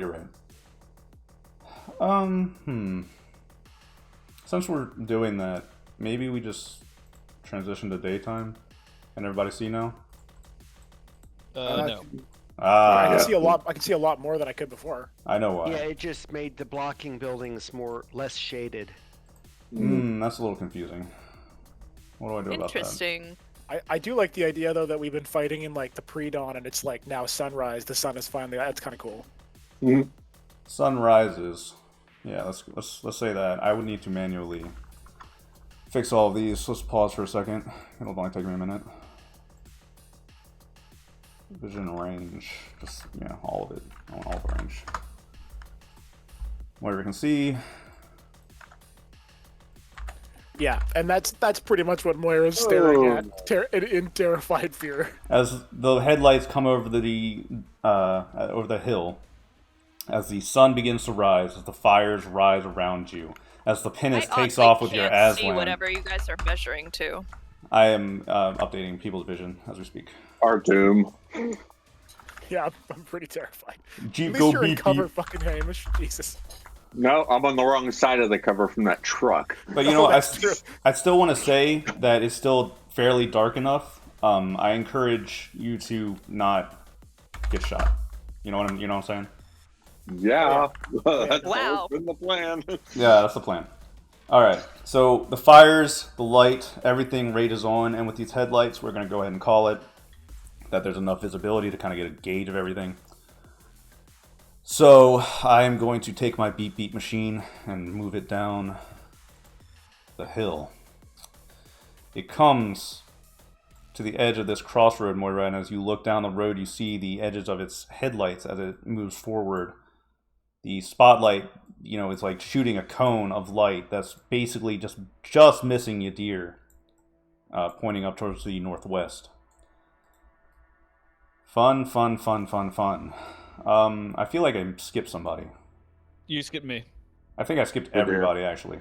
Yeah. you did. So, Yadir, go ahead. It's okay. Well, I think this is actually better, because now you see the truck is here. Yadir, the rest of the contacts are taken care of, and Moira just stabbed a blade into one of the unconscious ones next to you. Actually, this one is still getting on his feet, like I said. Yeah. But aside from that, most contacts are down, except you look behind you and you can see that LeBlanc is a little too close for comfort to one. Crap. I trust LeBlanc's ability to shank the fuck out of somebody, so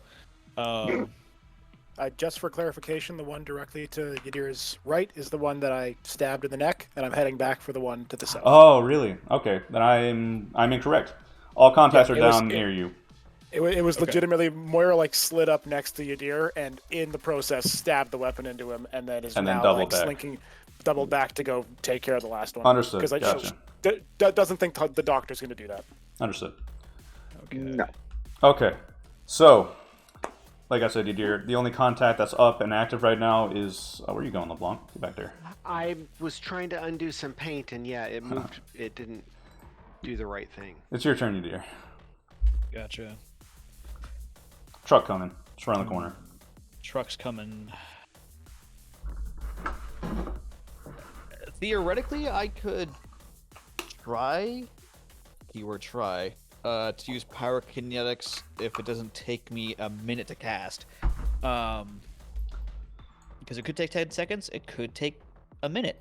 But I could try to cast pyrokinetics on it and cause it to explode and catch on fire. What kind of truck is it?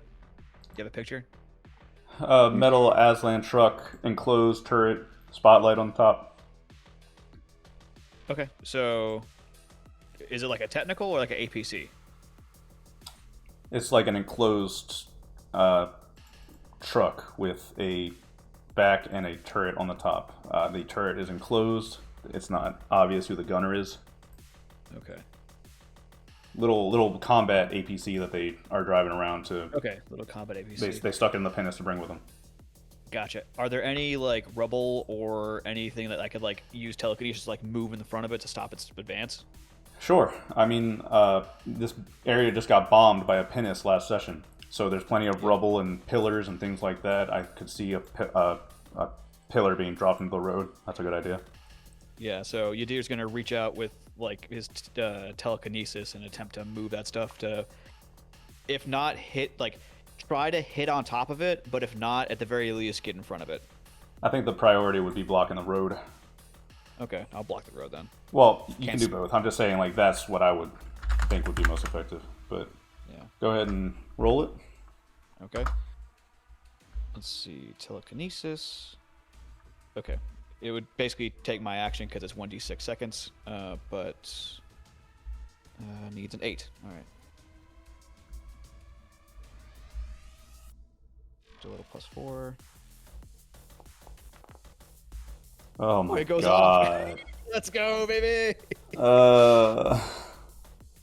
Jesus Christ. It's not just goes off, but that's like wow. That is wow. That's So, okay, Yadir, you feel a surge of power. You feel powerful, man. And you see this basically, we'll call it a technical coming, and you see the buildings around.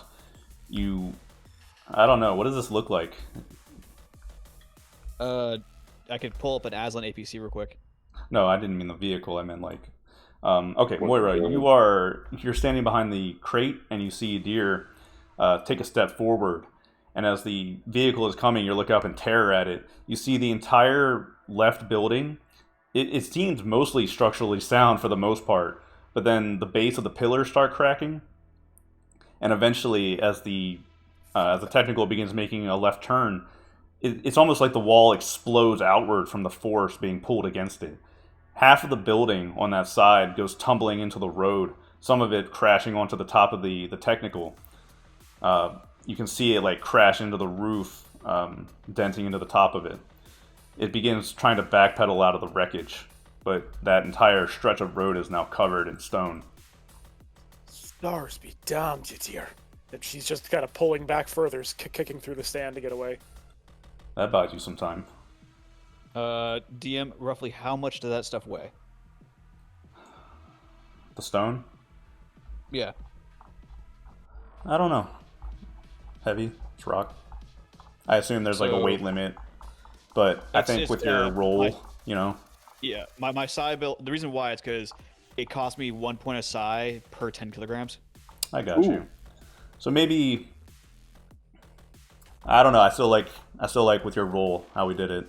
So maybe we'll call it like we'll just call it like 4 psi points. Is that fair with you? A structural part. If he like moved a really important structural part, then it just topples. I agree. I think it was done intelligently. Yadir looked at the building, he picked out the right points, and then he applied the right amount of pressure to make the building basically explode outward. Okay. And just applying like the right amount of pressure. You've been training your whole life, man. That's fair. So I like that. Let's go with that. All right. So how many points? 4. 4. Okay. Sounds good. Sounds good to me. Down to 12. Okay. That's so gross. You're so gross. Down to 12. All right. Okay. Are you moving at all? After that display, yeah, I'll move up with Moira, and just kind of actually, who do I help here? Moira's going around just stabbing people, so I'm just gonna move closer to LeBlanc. See how far I can move. I can get to there. You can only move one minor action using a side point. Okay, that's right. I'll move with Moira. I'll just move with her. Okay. So I'll just kind of scoot. You move around the crate to get around with Moira. With the stone blocking the road, the truck doesn't have great sight line, and the light doesn't exactly conceal you. If you duck down, you probably keep yourself hidden. Okay. Yeah, I'll duck then. I'll scoot. Yeah. Just trying to keep you safe. Hamish, you just witnessed all that. You're up. Well, I can't see the truck anymore anyway, so... Yeah, you saw that it went behind this building, at least. Yeah, it went behind the building. I'm like, okay, and I'm looking around and see the Aslan poking it where LeBlanc's at. So I take a bead on him and take my shot. God damn it! Okay. Jesus, folks. So he's already out of endurance. So he stabs into the ground, and then he raises his blade up for a final stroke on you, LeBlanc. and right before he lowers the blade on you, one hits him straight in the face, dead on, right on the nose, from long range. Looking up, and all of a sudden, this Aslan with the sword raised glows, and this just continues going backward and falls over. Yeah, that's gross. That's disgusting. That's all contacts down.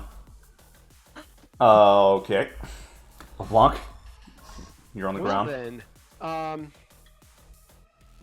is there one Aslan still on his feet? I think everybody's down.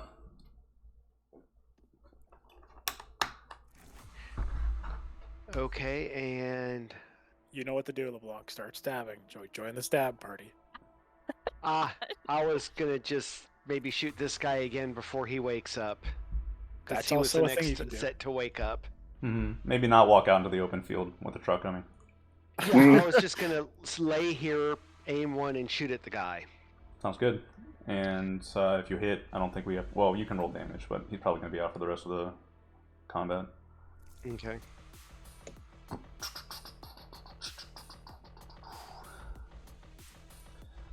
And after LeBlanc is the pilot.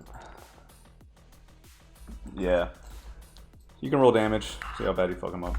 Meanwhile, aboard the pinnace. The duel. The duel rages on. I love how the dice knocked against the other. So do I. I love that it didn't hit me, I'm hoping. The pilot lunges forward, and again, in this enclosed space, there's not a lot of room to maneuver. The blade drags across the wall as he cuts towards you, buying you just a spare second to duck under it. You're up. And Foon is going to attempt to slash at him. Oh, no. Yeah, that hits. And I have to roll damage on that. Let me double check. Sorry. The damage is 2d plus 2. Oh, I'm going to be rolling the exact same thing. +4 for your effect. +4 for my effect. And I guess 8 for the thing. Man. Yeah, a narrow... Is he armored? He is. He's wearing the same uniform as everybody else. Okay. You nick him, and again, blood draws down his cheek as these two Aslan battle in the narrow space with the pinnace. Imagine what that looks like. So, that to was roll all back that. to the rest of the group. Beep beep, truck a comin'. With the road blocked, it has to back itself up and not duplicate itself. And then it has to start making its way up towards this road. And now, LeBlanc, you can see the spotlights coming from this northern, or from this eastern road, I should say. It's just around the corner of the building as it gets ready to turn into the landing field area. This road is completely unusable. It's shining its light around. All other Aslan are down and taken care of for the foreseeable future. So, we're really worrying about you guys and the truck and then the battle on the pinnace. So, I think maybe, we can vote on this. Do you guys maybe want to do 2 rounds for Foon for every round we do on the ground? Yeah, that makes sense to me because it's a very quick melee duel inside the pinnace, and we're all running around, taking cover, doing a lot of shit. So. Yeah, I think we can get that done, and then we can worry about the truck because you guys still need to worry about that. All right, Foon. We are back to this, so I am going to stab at you again. Please miss. I missed. Yes. God damn it. Oh, jeez. Lots of sparks flying. Yeah, sparks flying, hissing, growling, yelling. Very, very skillful display from both parties here. Foon, you're up. And Foon is going to attempt to convince him that he should side with him and just throw down his weapon. There are more people coming. Okay, make a persuasion roll with charm at a bane. Okay, persuasion with charm at a bane because I drew first blood. Foon's gonna argue that he drew first blood, so the other guys should give up. Well, there's a lot of reasons it's a bane. For one, yeah, when you draw steel, you're an Aslan, you're gonna kill each other. 2, right. you're, I mean, obviously fighting right now. And All right, how do I get the drop of? just do a 3d6 and you roll, and we'll drop the highest. Okay, plus 3 for my charm, but Yeah, damn. double ones. Yeah, that's not happening, Foon. You like, what do you say to him? Like, you're trying to persuade him to come to your side. I mean, no, it's more. I drew first blood. Give up now. Idiot! Throw down your blade. You think this is some noble's duel? We are not in your. Yeah? We are not on clan fields. This is to the death. That is a very depressing thought. God damn it! We could have tea afterwards if you would give up. All right. So that's happening. Down on the ground, the rest of you. Let's start at the top. Moira, anything you'd like to do? All right. Well, seeing as she's kind of just been doing this as she's moving, she's not engaging the tank, and she's making sure people are never going to get up again. So she kills the next Aslan close to her, and then she's going to be running over to the cover to the south east. All right. So the one right near Yadir, again, you watch Moira very coldly just slide the katana into a vital point on the neck, kind of heading down towards the heart, and then she pulls it out and quickly dashes across to the next piece of cover. Hey, girl, no judgment. I get it. Yeah, out of anyone here, I know it's Foon and you, who are the warrior cultures. Well, I know, and LeBlanc too, but I don't know where he LeBlanc's not a warrior culture. LeBlanc's just prison survival. Yeah, it's a very different kind of murder culture. It's just like, I don't want to fucking die. You're up, you dear.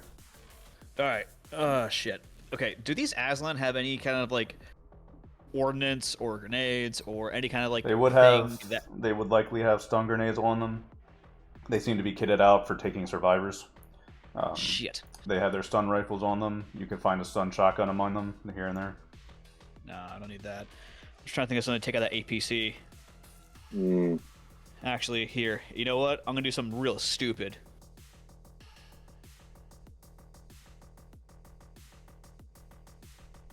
Using all my actions, I'm going to sprint over here to like this side of the building. It's gotta be right here. You can only move 18. Isn't it 3 minor actions? 3 minor actions for 6 meters. You were literally sorry. at this line, so you're gonna be at this line. I thought it was 8. My bad. No problem. All right. And there is a sprinting rule too. I think it's like athletics, dex, and then you can add the effect to your meters. Yeah, I'll sprint cool. then. Yeah, so I think I vaguely remember that being a thing. And if it's not, we can make it a thing. No, and it makes sense too. The more athletic people are pushing themselves to get more distance. Okay, so you get 2 meters. So you get to basically where you said you wanted to be. Nice. Yeah. So yeah, Moira, you would just see a deer kind of like. Oh my gosh. Kind of like just like charge towards that side of the building where and looks like he's gonna try to make his way inside that. Like, is that building multi-story? I would say no. Damn. Well, that's okay. How tall is it? Call it 10 feet. Okay, too easy. This just note for that for next time. It's just a small like processing like storage little building. All these are little kind of shitter buildings that support the main processing facility.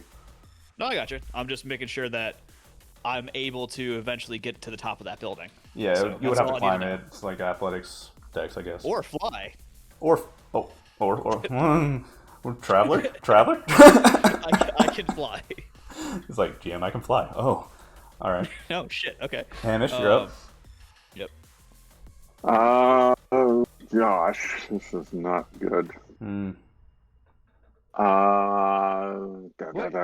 It's over there. I'm going to move to, I guess, over there.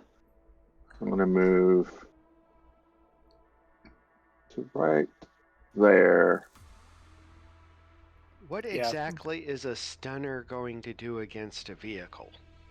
Well, we're about to find out. We're going to find out in a few minutes because that's all we got. I mean, just as a person in this universe, we would know. Probably nothing. Nothing. I'm sure the electricity would dissipate across the heavy, the heavy thickness of the whatever kind of hull the APC Right, has. we're in the If we're it in the age of shorts out plasteel. robots, We're I like would- we're talking about like non-conductive, Right. built for space age materials. Yeah. I really don't think. I think Stun the is best you jet. could do. Well, I don't want to give you ideas. No. I mean, robots are smaller. This is a vehicle. I think you would need a much bigger cannon for that kind of thing. We need Well, that there's- pennant. Yeah, there's one flying around right now. Foon just needs to win a fucking duel. I'm working on it. Sort of. I'm so choked I'm not in there with you right now. It's like, it's... Well, LeBlanc, I think we're up to you. Okay. You're all free to do exactly whatever you want to do.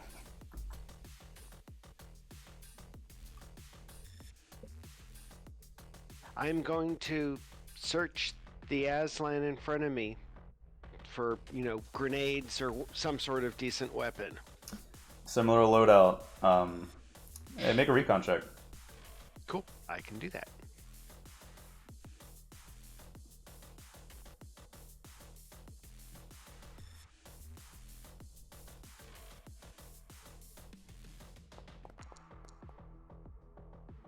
Okay. Or not. You frustratedly search the Aslan in front of you, but similar to Yadir, you only find the standard stun loadout that they've been taking. So, how many stun grenades? Probably just one. One? Okay. Does it have a comm link or anything? I would say they all have comms. Oh, steal the comm so I can listen in. Good idea. Yeah, Moira's just been killing people. Alright, make a Troke language check. Cool, I have one of those. I Serious? think. Cool. Oh, I guess it makes sense because you've been traveling with Foon. Well, I think- I have a, I think you picked it I up have back in a zero. Fontranos. I have a 0 in languages. Hahaha. I can't find shit, but I can understand Troke today.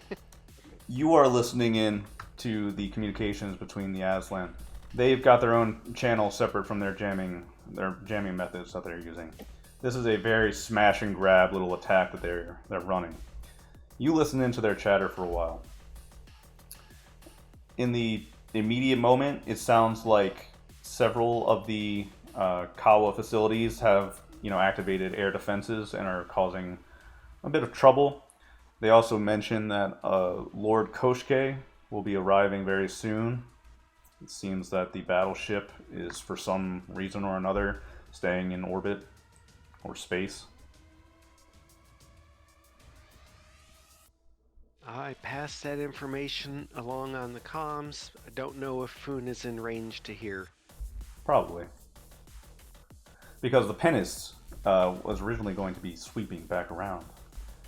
But, I don't know. We'll say Foon can hear it. It wasn't an autopilot. Yeah, you put it on autopilot, whatever that means. I'm Yeah. not sure if that means bombing run, but I'm not sure, but maybe we'll say that it is sweeping back around slowly.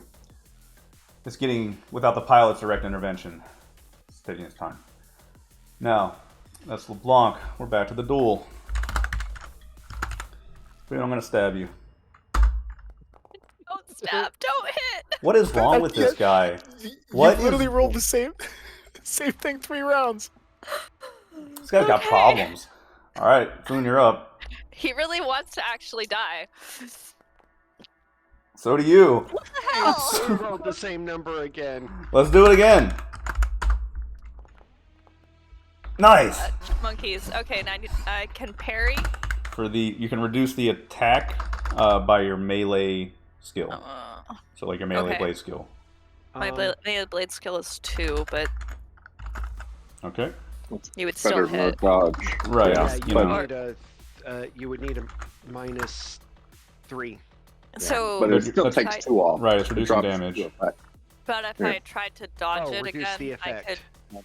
Dodge is I- only a. What's your dex? Oh, my dex is 0. Then go with the parry. What's your athletics dex? 1. 1? Yeah, go with the parry. I'm gonna parry. Okay. Yeah, Alright. parry's only good if you have good melee skill modifiers. Oh damn. Hmm. So you're going to take 4 points of damage as he finally lands the real first strike of the duel. You cut his cheek, but he stabs forward, and you feel the blade piercing through the armor into your shoulder. Seems to have hit a fleshy bit, but he pulls the blade out and bits of blood fleck onto the wall. Alright, just out of curiosity, do I ever get my stun damage back from the other one? Takes a while. You have to remind me, when did this happen? At the very beginning of the turns, like a long time ago. How much damage did you... No, you didn't get your endurance back from that. That takes time. 5. It takes like an hour. Okay. So you're out of endurance now, huh? Uh-huh. Gotcha. Okay. But at least this is blade, so you're on your feet still. Alright. Cool. Can you, Faust, can you click off of Foon? Because every time you roll it says Foon, Foon, Foon. Yeah. Alright. Foon is killing himself. Yeah. Foon having a hard time in that fight. That was, probably wasn't the smartest move Foon made. That was my attack on you, so it's your turn again. Come on, my turn? Do it, do it, do it. That'll hit.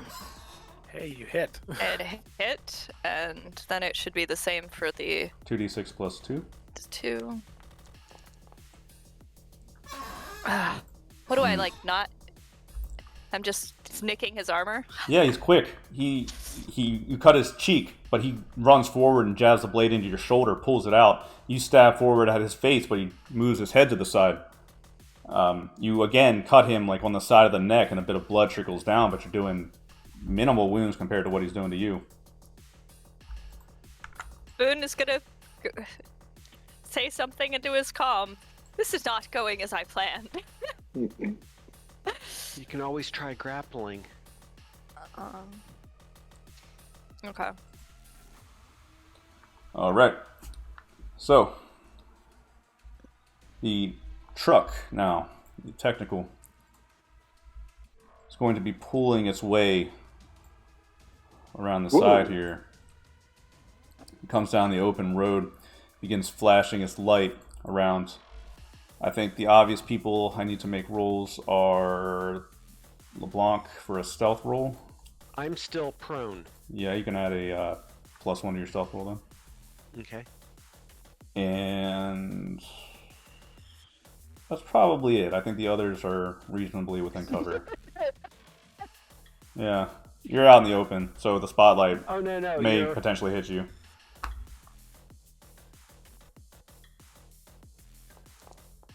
Nice. You use the body to like hide yourself from the truck as the light floods over you. You know, just like head down, cowering in fear from the gun mounted on that truck. Yes, exactly. All right, so that's happening. Moira, you're up. You see the light flooding across to the west. Okay, she's in panic mode. She needs to get into cover behind an area. She's got nothing that she can do to it, so... Have you picked up a grenade? Can you shove it through a window? I don't think she actually... Were there enough grenades for her to have grabbed one, or...? Like a stun grenade? Yeah, like before this fight happened. All right, so You've been going around to the bodies, too. You can yoink one if you want it. Okay, so then... hang on. So from this position, I'm looking at the gun. Does it look like it can fire like close up on the vehicle, or does it have like a minimum outside firing range? It's mounted on the top, so if you were right next to it, it probably wouldn't be able to aim down at you. Okay. I still think that's too far because this map's pretty big. It's about 20-ish meters from you. 18, 20 meters. I'd probably call for a sprint if you wanted to get up right next to it. Yeah, I think that's what Moira's going to have to do. So she's going to try to sprint to be directly up next to it, so they have to like poke out a window to get a shot at her. Okay, so that's athletics dex, I believe.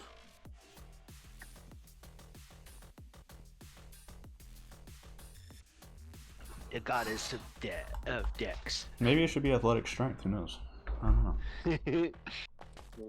Yeah, sprinting is dead. Oh, finally. Yeah, very, very narrow shave, Moira, but I imagine, like, terrified sprinting up across the field to get up to this. Fuck, and she's like desperately pulling out the stun grenade and just like, can I just make like a desperation recon check to try to find a vent or something? Sure.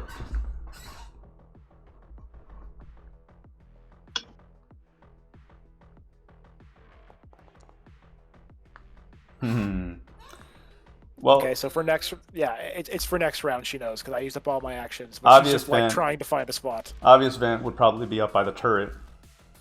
Oh god! Climb your way up and shove it in. Give the gunner a nice time. I saw somebody do that. I don't want to get OOC. I'm going to tell that story later. Yeah. But anyway. So I think that's what she's doing, and effectively you guys can see Moira like latch onto the side, and she's letting it move her around because she doesn't want them to know that she's like hanging off of it. Okay. All right. That was Moira. Now we are to Yadir.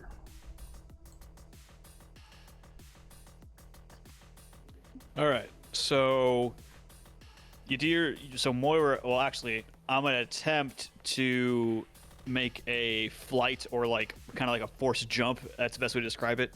And try to jump on top of the technical. All right, that's a telekinesis check. It is. 5. I have been keeping track of my 5 side points. If it goes off, if it fails, it just costs us 1. Yeah. All right, let's go.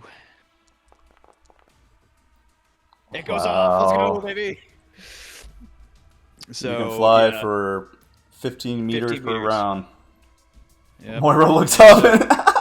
Wow. Yeah, pretty much. Moira hits the side of the fucking tactical and then looks up and sees Yadir just over top of her. Oh my god. Just fucking yeets myself on top of that bitch. And then Witnessing a man force jump. basically. And then I'm going to like land on top of the turret. Is there like any kind of gap I can stick my shotgun down into? Yes, I suppose. I did say there was a vent, so. All right, so shotgun barrels going into the vent. We'll do a -1 for this since it's like cover but close range. That's fair. All right, so does the close range and cover cancel, or is it -1 total? It's -1. So Okay, whatever you roll -1. So I'll only get a +1 from this. So all right. Oh just my barely. god. Just barely. Shit. I need to have this guy dodge.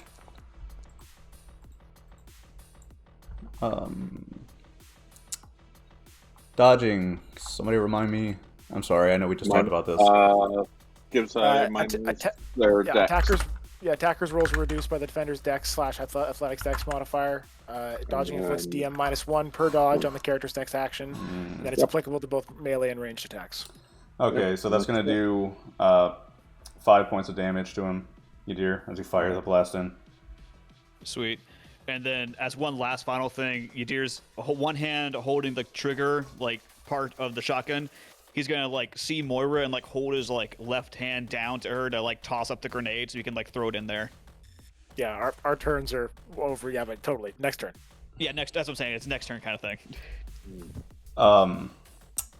So can I tell you I expected you guys to like scatter and hide and wait?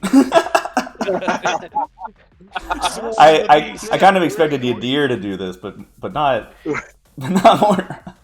We're all either, no combat at all, or we're all in. We're in, man. All right. One of the things I realized pretty quickly is that if I let you separate us like that, we would just be running between cover, taking shots, and that's much worse than trying to rush it. So, Hamish, you witness a few things. You see Yadir force leap over a building to land on top of the technical. He points the shotgun in and fires off a blast. You can hear distant, muffled screaming. You're up. No sign of the pinnace. Oop, dang it. Wrong thing. Oh, it's not going to let me move there. Okay. I'll move up to the edge there, taking cover behind the building, and just start looking, check the air for the pinnace or any other aircraft. No check other to our aircraft. south. Yeah, check to our south too. Make sure nothing's coming up behind us. Nothing at the moment, and anyway, the air is really, its visibility is poor anyway. Right. So, that's that, and LeBlanc, you're up. I am going to... I'm still on draw. There we go. I'm going to run over here.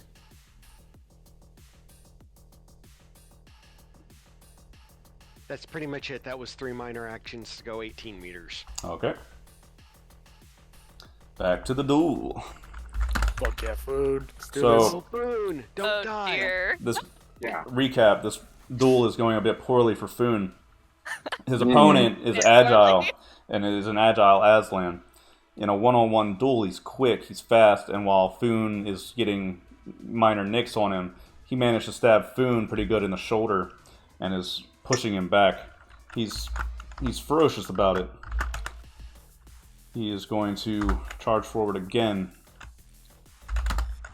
Oh, okay. Not Foon? enough to get through your armor, though. Lucky. Okay. He said he charged forward. Technically speaking, you know. So, if he charged forward and we're positioned in the bridge, does the bridge have a door? Yes. You probably see where this is going. I do. Food is going to sidestep back and jump behind the door and shut the door to lock the other guy out of the bridge and him into it. Athletics checks, please. Oh, Athletics come on. checks. Come on. Luckily. And Poon is gonna be like, yeah, I still drew first blood. Fuck, thank God. Oh. Why did I add that -1? What a fool I am. As he lunges forward, Foon. I added that -1 for no reason, though. I'm being How about this, Foon? He's distracted. He just attacked Foon. He just attacked Foon. You sidestep around him and grab the door, and you've been closing it. You can manually close these doors, you know. And he shut up. And he turns around and he grabs the hatch with the spare second, and you can see him through the crack growling, "I will get last blood, you coward. Fight me!" Foon is gonna stab him through the door to get him out of the way. So what do I roll for that? Let's do. I was thinking more like opposing strength checks, honestly. Do you want to do an opposing strength check? I think that makes more sense. Okay. He's trying to pull open the and door, is and you that need to use your strength, force to close it, or do you just want to attack him again? athletics? Well, we I can try to close it. I think closing it and locking him out is what you're going for, right? Yep, it is. So I think closing the door on Alright. him is better than fighting him more. Opposing dex check. Strength. Strength check. Thank God. I can't tell which Foon is which. Shit. Okay, the second Foon was Faust. Yeah, the reaction is to what you're looking for. Yeah, Mm. Faust is still clicked on food. I can't help it. Sorry. Anyway, all right, sure. He says this to you, but you grab the door with both hands and you slam it shut. And there's a magnetic lock that you can trigger to seal the door. You hear him Foon will- banging on the door. Poon will trigger it and try to take over piloting. And that'll be my next section. Lovely. Yeah, honorable duels, not cool, not good. Honorable duels might be cool when I up When you my have blade other things skill. to do. Yeah, Didn't see it. I didn't do it. you realize in this one's like, I need to train more. But okay, sweet. Jeez, what do we do here? Yeah, it's the best too because Foon declared the duel and then And then cheated. Alright, so... Hey, he said first blood. Foon got first blood, so in Foon's mind, he's fine. He was like, I already told him that we're done. Alright. Hey, Moira, roll luck. oh god. Oh, I'm bad at that. Come on, you got it. Well, for Moira bad, it's just 0. But yeah, I'd fail. Oh, okay. Oh. I'm gonna roll 2. Why not? Ooh. Yeah, they luckier than you. So... Alright, Moira. You see the door swing open, unfortunately on your side of the vehicle. Could have swung open the other side and they would have exited out that way. But he comes out wielding a stun shotgun. And since you guys are crawling on the vehicle, the backseat passenger is going to get out and try to get you off. So he exits the vehicle and looks between you. And Yadir, you're on top of the vehicle, so I'm going to go ahead and fire a blast at you. Oh my god, man. I don't even know. He comes out and he sees Moira, but then he sees Yadir on top and he brings the blade up, or the gun up, but he goes into the air instead. Get good, man. Absolutely disgraceful. Well, aside from that, the vehicle's probably going to sit put this turn. Turret gunner is probably interrupted from being shot. He would have to identify a new target anyway. Doors open, go inside. Yeah, well anyway. I think we can go back to the top of initiative now. Moira, luckily enough, an Aslan pointed the stun rifle or the stun shotgun at you, but then turned it up to Yadir at the last second and pulled the trigger. Yeah, I think Moira, from where she's hanging off the side, attempts to toss the grenade into the actual cabin for her first turn. Oh, with the door open? Yeah, the door's already open, so there's no point giving it to Yadir for a small little... She has an open door. That's probably an athletics dex with a +2, I guess. Cool, and then she's going to try to shut the door to maximize what the grenade can actually do in a pressurized space. So. Okay. Yeah, roll a athletics dex real quick.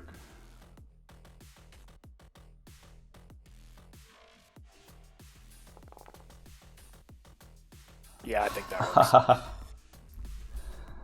Alright, sure. So, this is very hectic. Yadir's on top of the vehicle. The Aslan steps out, aims the shotgun up, fires it. While this is happening, Moira ducks underneath, throws the stun grenade into the vehicle, and runs over and throws her body weight into the door to shut it.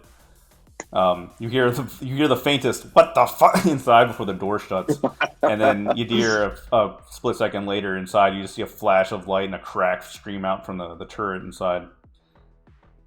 Grody. And is that all my actions, or can I try to run away from the vehicle now that an Aslan's out attacking me? I think throwing a grenade is a significant action. Yeah, that works for me. So then that's all I can do, I think, trying to close the door. And yeah, you shut the door, you find yourself face to face with this Aslan. Oh, God. You made priorities of action, and this is where you ended up. So yeah, all right, I'm fine. That's fine. Yep. Yadir. Flash of light passes right by your face. Yadir's gonna avert his gaze real quick. The blast goes off. He looks down.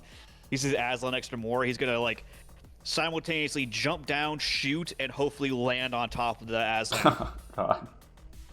All right, that'll probably put you at close range. Kick or an elbow, but what's up? +1 for close range. Yep. I can't believe you guys are beating the fucking technical. I should have stayed up on the hill. Well, that's really gross, man. Add a +3 to your damage. All right.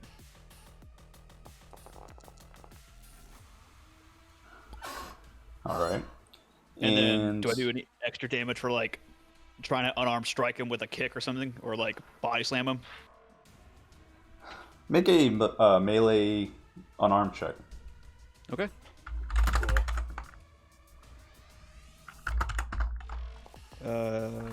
Strength or dex space? Strength. Okay.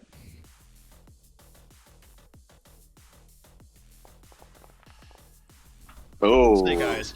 Oh You're yeah. probably like gonna like grab me and fucking WWE slam me or something. Well, that's exactly what I was thinking, honestly. Oh god. So Moira, you slam the door, and for like a very horrific moment, you and the Aslan are just staring at each other, and he's looking down at you like I'm about to blow your face off with the shotgun. And then you hear the footsteps of Yadir above you. He leaps down, fires the blast into the Aslan, which makes him stumble backwards. But in that moment, this is a very strong Aslan. They're known for their strength. He reaches up and literally picks Yadir out of the air. He grabs the back suit of Yadir out of the air with a hand, and then you see him just like slam Yadir back into the side of the vehicle. He seems to be angry and wants to have the situation well in hand. Literally. Yeah, exactly. So, Yadir, your back slams into the vehicle. Your breath gets knocked out of you a little bit. You slump down on the ground for a little bit. And he looks at the two of you and is ready to go.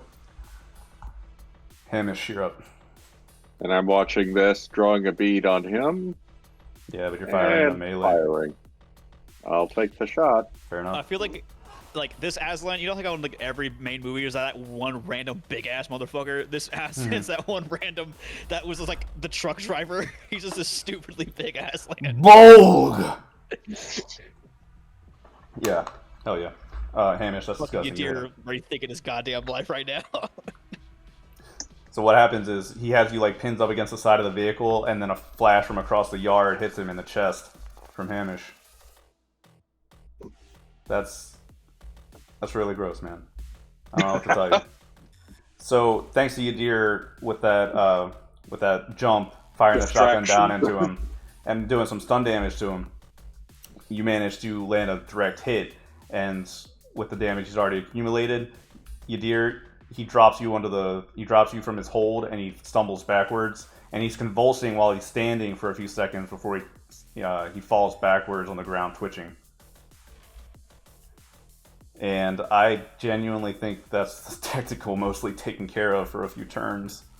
Yadir's gonna like kind of look over, kind of like again, you could hear him through the box going like kind of like gasping as he just kind of got the wind knocked out of him. He looks over at Hamish and kind of like gives him a not like just kind of like a weak thumbs up nod. Cheer over the comms. Take the damn truck. Yadir kind of like nods and points to Moira and kind of like gestures towards the truck because she probably heard the same thing. Yeah, no, she's trying to get the door back open if we're outside of initiative, but if not, we're just waiting for her turn.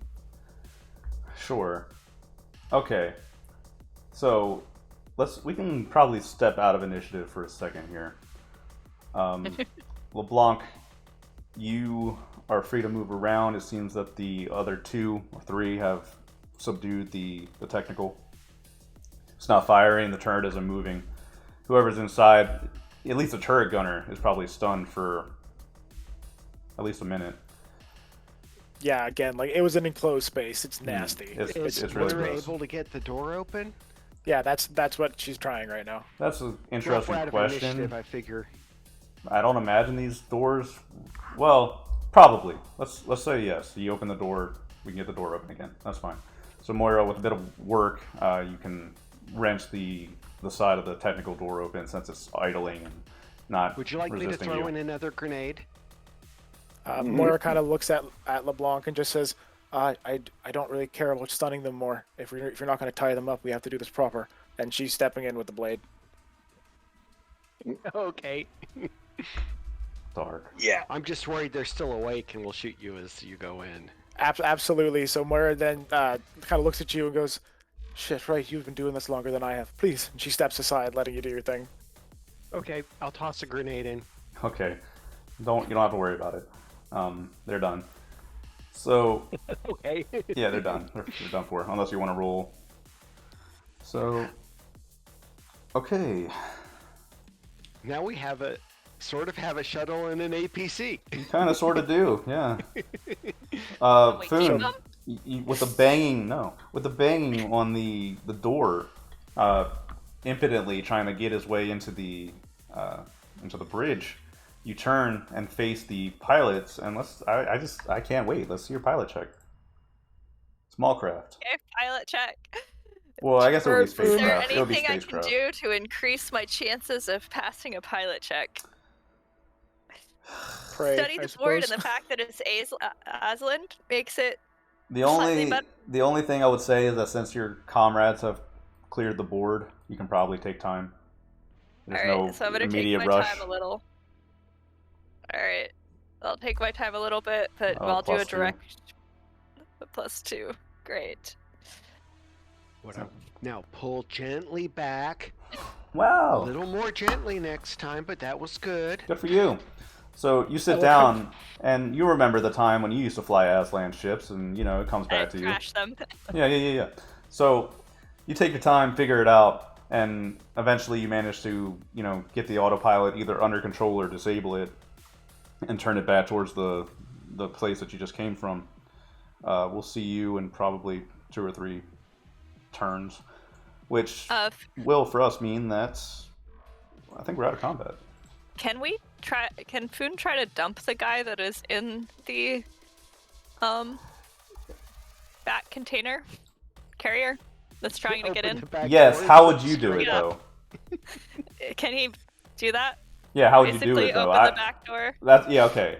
Right. I was just picturing like take a nosedive up, and then open the door and then just go back to what you're doing. Pretty much.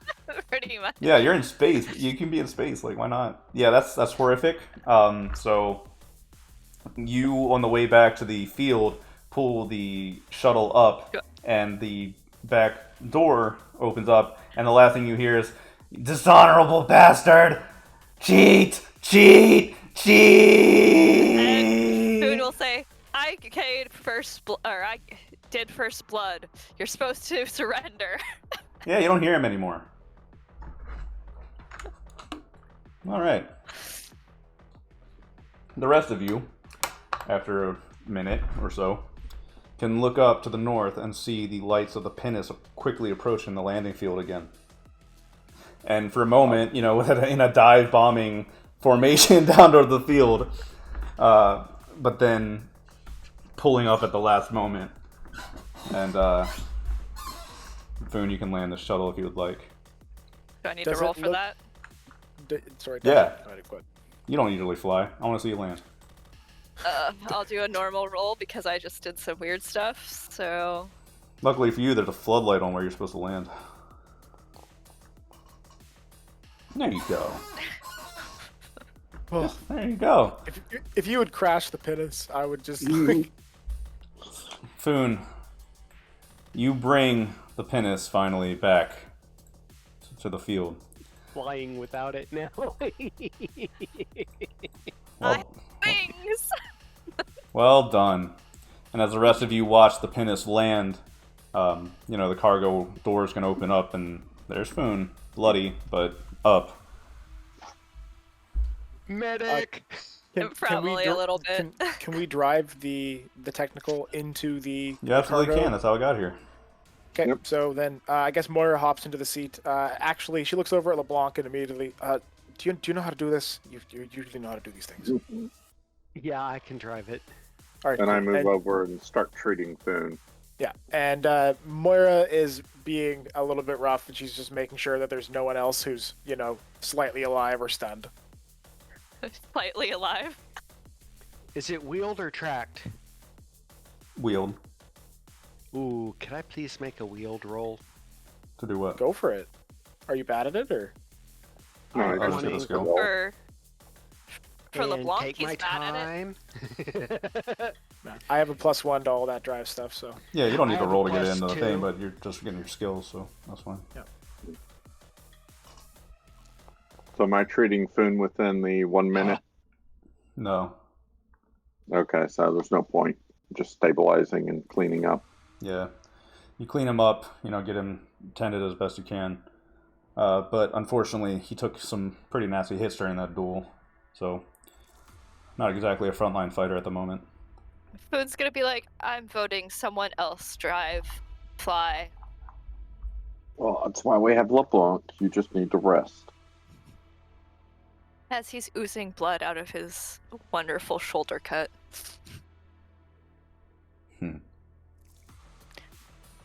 Which I assume means that also his environmental suit is nix, not so good. Ooh. Yeah, we will need repairs. Yeah, so patch that as one of the first things. Yeah, I think Moira's just trying to like help LeBlanc if he needs it. Move through the area and not like run over a bunch of debris and stuff to get into the hold, and she's just backing into the hold of the pinnace. If you were driving, going out of your way to run over dead Aslan, or shocked Aslan. Oh yeah, I would. Yeah, but I'm not driving, so. So call up our rent-a-cop that was sent along with us. Yeah. Let him know that we've got a pinnace. We can probably get the people out, unless you want to stay here and hole up. No, not at all. Let's get out of here. Bring them out. Right. Start now, and don't wait. The survivors pour down into the landing field, begin boarding the pinnace. Hamish will step outside and kind of provide cover. Yeah, I think Moira joins him with the stun rifle, just looking at anybody that she might have missed who might be moving, kind of thing. And while I'm doing that, I'll notice the pallets of explosives that they were bringing out and stop and think for a moment and nudge Moira. Hey, you think we should take those? Yeah, we probably should. It's Man, kind of a we waste. use those. No, it's at the end of the day, it's useful for future things. Fine. And Moira kind of stashes her weapon and runs out and gestures for probably Yadir to because Yadir, are you back or? Yeah, I'm back. All right, probably Jet like calls out to Yadir and everyone, and we just kind of work quickly to get as many of the explosives and supplies back into the pinnace. Yeah, you would just see a deer kind of like reloading a shotgun, like shell by shell, and then like picking up other shells off the fallen shotguns. He'll run over and help, but DM question. What's up? On the APC/technical, is the gun that's mounted, is it a detachable gun or no? I don't think so. I think it was built into the frame. Damn. I was gonna say, if anything, I could use microkinesis. That way we could at least take this heavy armament off and use it on later projects. No, it's an enclosed mounted gun. Damn. Yeah, we can sell this. We can sell it and LeBlanc's the busy in the shuttle thing, trying to adjust everything so he can actually reach the controls.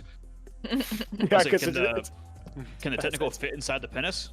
Yes, it can. Yeah. We Oh, already shit. There we go. loaded it. Oh, hell yeah.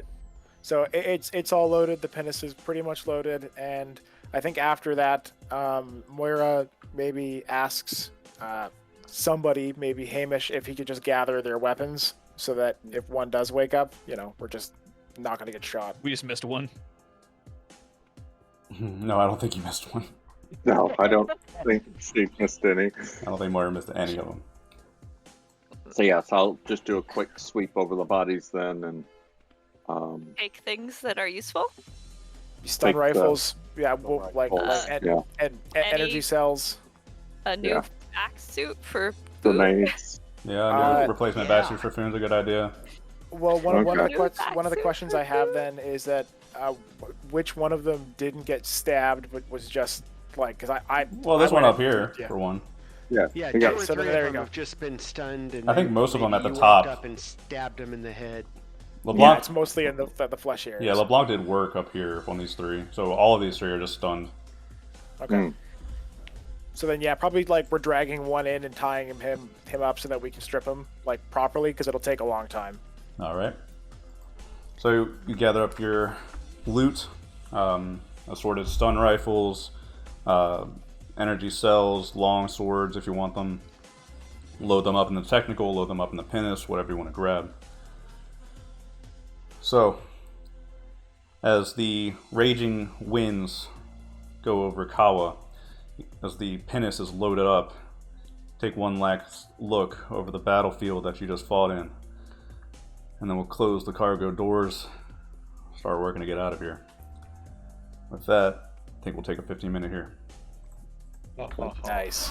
That was That a was- very intense and well done combat. We did very well in that. That got scary near the end. Yeah, that Poor APC. I was like, Foon. no, I don't like that. Yeah, that was a good job. I was also terrified for Foon because if Foon lost that duel, we were fucked. Like, Yeah. Me too, actually. I thought Foon would go with the honorable duel, to the death thing. It's like, no, I'm losing. I got stuff to do. I'm losing. already No, banished he from said, I've Aslan already lands. won. I drew first blood. Yeah, that's Foon's thing again. No, that was a really beautiful fight. I'll be back. Okay. By the way, Faust, if you want, I'm just gonna assume that this vehicle is pretty equivalent to the ATV found on page 145. If you want to look at it, Yeah, that sounds right. you can put a, if you want, you can put a Aslan-based weapon or a heavy machine gun. Would you like to snip and paste that stat block from the book and the thing? Yeah. So what do you want? Do you want a Aslan machine gun, or do you want a basic machine gun from just the field catalog? What's the difference? Let's find out. I'll find that over the break. Okay. And if you can't find it, we'll just go with the basic. I got you.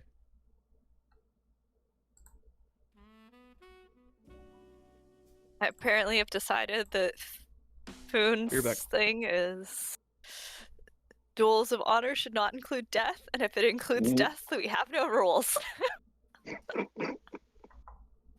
Yeah, real honorable, Foon. You really embody the spirit of your people.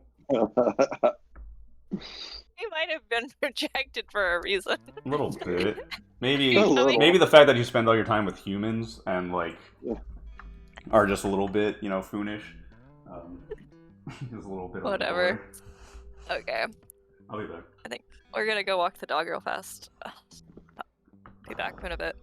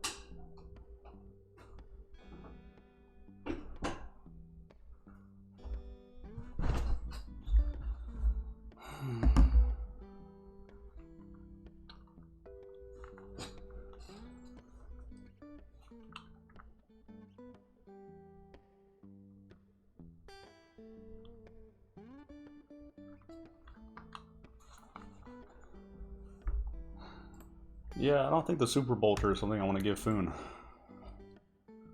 I don't think that's something I want to give you. Mm. I'm good.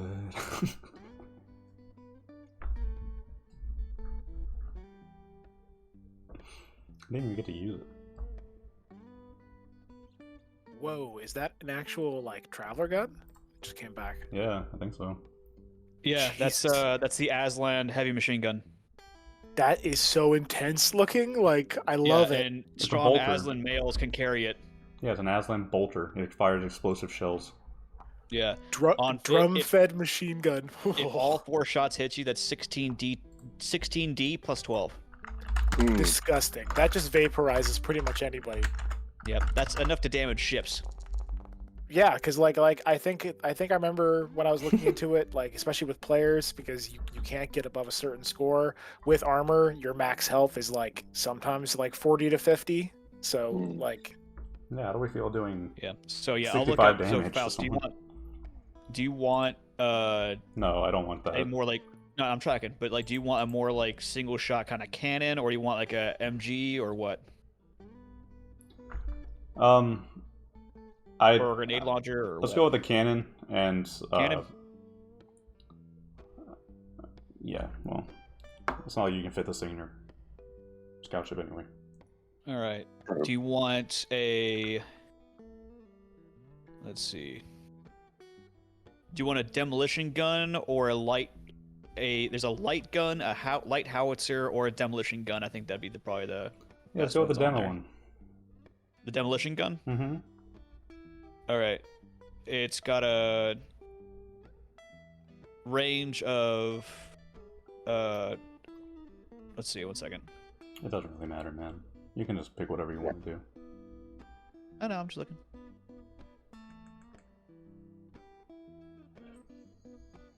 Okay, so it's only got a range of 100 meters, but it does 1 DD of damage. AP-10, artillery, blast 10. Magazine of 1, so it's a 1 shot, and you had to reload it. Sure, why not? It weighs 5 tons. Works for me. I mean, that's not what I would have used. I would have used like a normal machine gun. But Okay, we can put a machine gun on it. That's fine. I'm just looking at guns. It doesn't matter to me. Okay. You sure? Yeah. Okay. I would go either between the cannon or the regular machine gun. All right.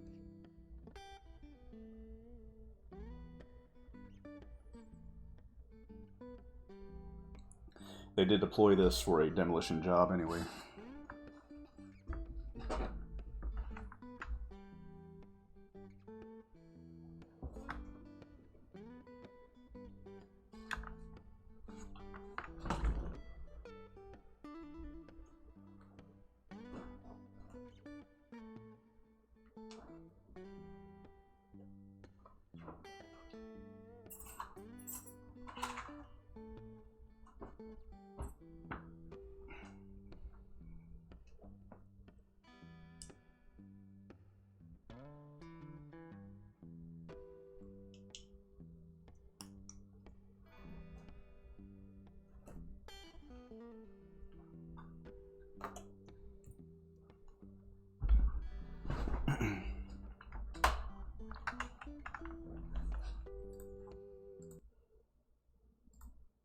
Damn. AP 10, Blast 10.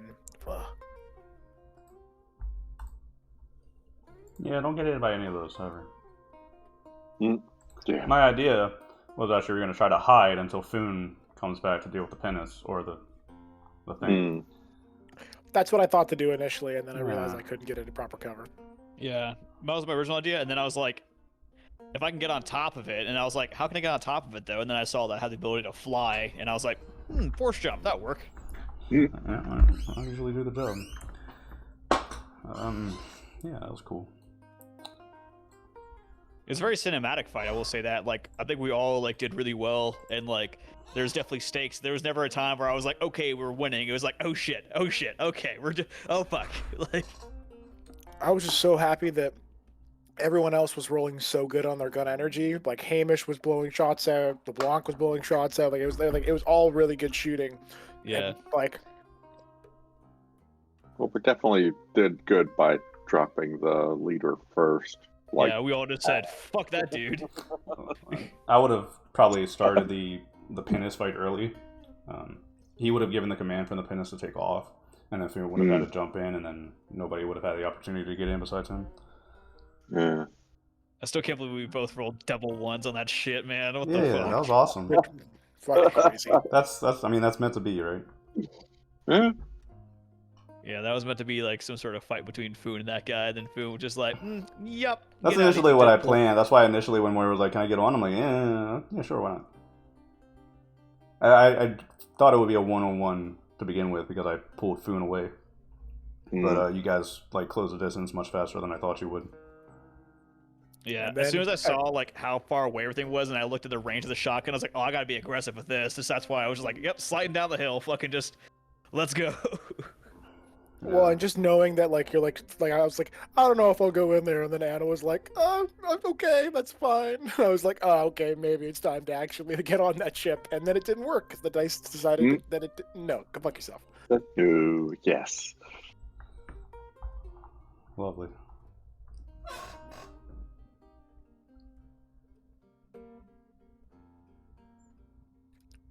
I want to see a ship with the black powder mortar on it, the cannon. Open up the broadside. Firing actual And I- cannons through space. Like, yeah, it's an actual spaceship, just opens up the vacuum to space. It's just a black powder cannon. It's so Howdy ho, stupid. lads! That would be awesome. Like you pull up on the side of somebody, you're trying to intimidate them. You just open the doors, and there's a single black powder cannon. It's like, Hand fuck, over your we're goods running or out of else. bullets. Hello. Howdy ho, lads! That Just would fucking be boom. that would be the ultimate troll pirating maneuver. It does 6D and it has a blast of 6. So hey, I don't know. It's something. That ass will just dent my spaceship. Yeah, it's just like a huge dent in them. So, question. But Can we... I know we still have to deal with other stuff that's going on, like the battleship, but if we manage to, would it be possible to keep the shuttle and, like, attach it to the outside and bring it with us? No. And the APC? I hate Come to on. say it, but your ship doesn't have tow ropes, and you kind of need Nope. to make a hasty retreat. I just don't think you're going to be bringing any of It this ain't stuff with you. happening. That But you can we sell it for credit somehow? I feel it. I feel you, but I don't think we have time. It's Yeah, just, we're it's not not gonna that kind have of time. situation, Foon. I'm sorry. I mean, they're doing strikes across the entire planet, so yeah. As I was saying, I wish we could take that fucking cannon with us. No, it's welded on tight, unfortunately. Yeah, I know. Good thing we got this fucking welding torch. No, I was kidding. Yeah, Todd will be right back. It's almost here. Okay. But I wanted to keep it. I know. Or sell it and get things. No, I mean the pendants is nice, but we need a bigger ship to be able to attach something like that. Because it would drop our jump to nothing. We couldn't go Is there anywhere. any ways to, like, the people that we're attacking, they're just like psycho, or are they tracking the No. gold somehow? We're hoping they're just psycho and they came across us, because if they're tracking, we're screwed. Is there any way to find out if there's tracking items in it? Well, I don't think you're really going to know until you talk to one of them. Yeah. And we happen to have one tied up, but he's just a low-level drone. I so thought he it was doesn't know dead. anything. Isn't the one that we have tied up No, we dead? took one that was alive. No, Can we torture it? Wait, no, sorry, I- I'm not Birch. I specifically, Moira, killed each one of them. She just dragged one of the bodies that she didn't actually okay. like that took no wounds from Foon stabbing it or like breaking the actual suit kind of thing. Oh. Yeah, I'm pretty sure we killed everything. I'm here. Lovely. Okay. Everybody back? Mm-hmm. Believe so? Okay. Yep. Well, let's carry on then. I'm here. Brown, toxic sands and gases blow across the Kawa desert as you fly back. So, with your pinnace packed full of people and your vehicle, I imagine some of you are on the bridge trying to figure out what's going on, and LeBlanc has to get us back. You're not overly far off. I mean, you're like probably 15 minutes most from the Guild T and the station that it was in. During that time, you fly over the desert. Not a lot going on, although using the Moira, I assume you're probably doing sensors and comms and stuff. Is that right? Yep. Can I get a language trope check? Sure. Hang on. Language. So it's just going to be 2.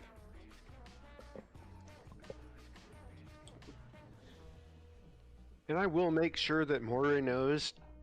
I heard on the radio earlier that there was a lot of anti-aircraft fire around the cities.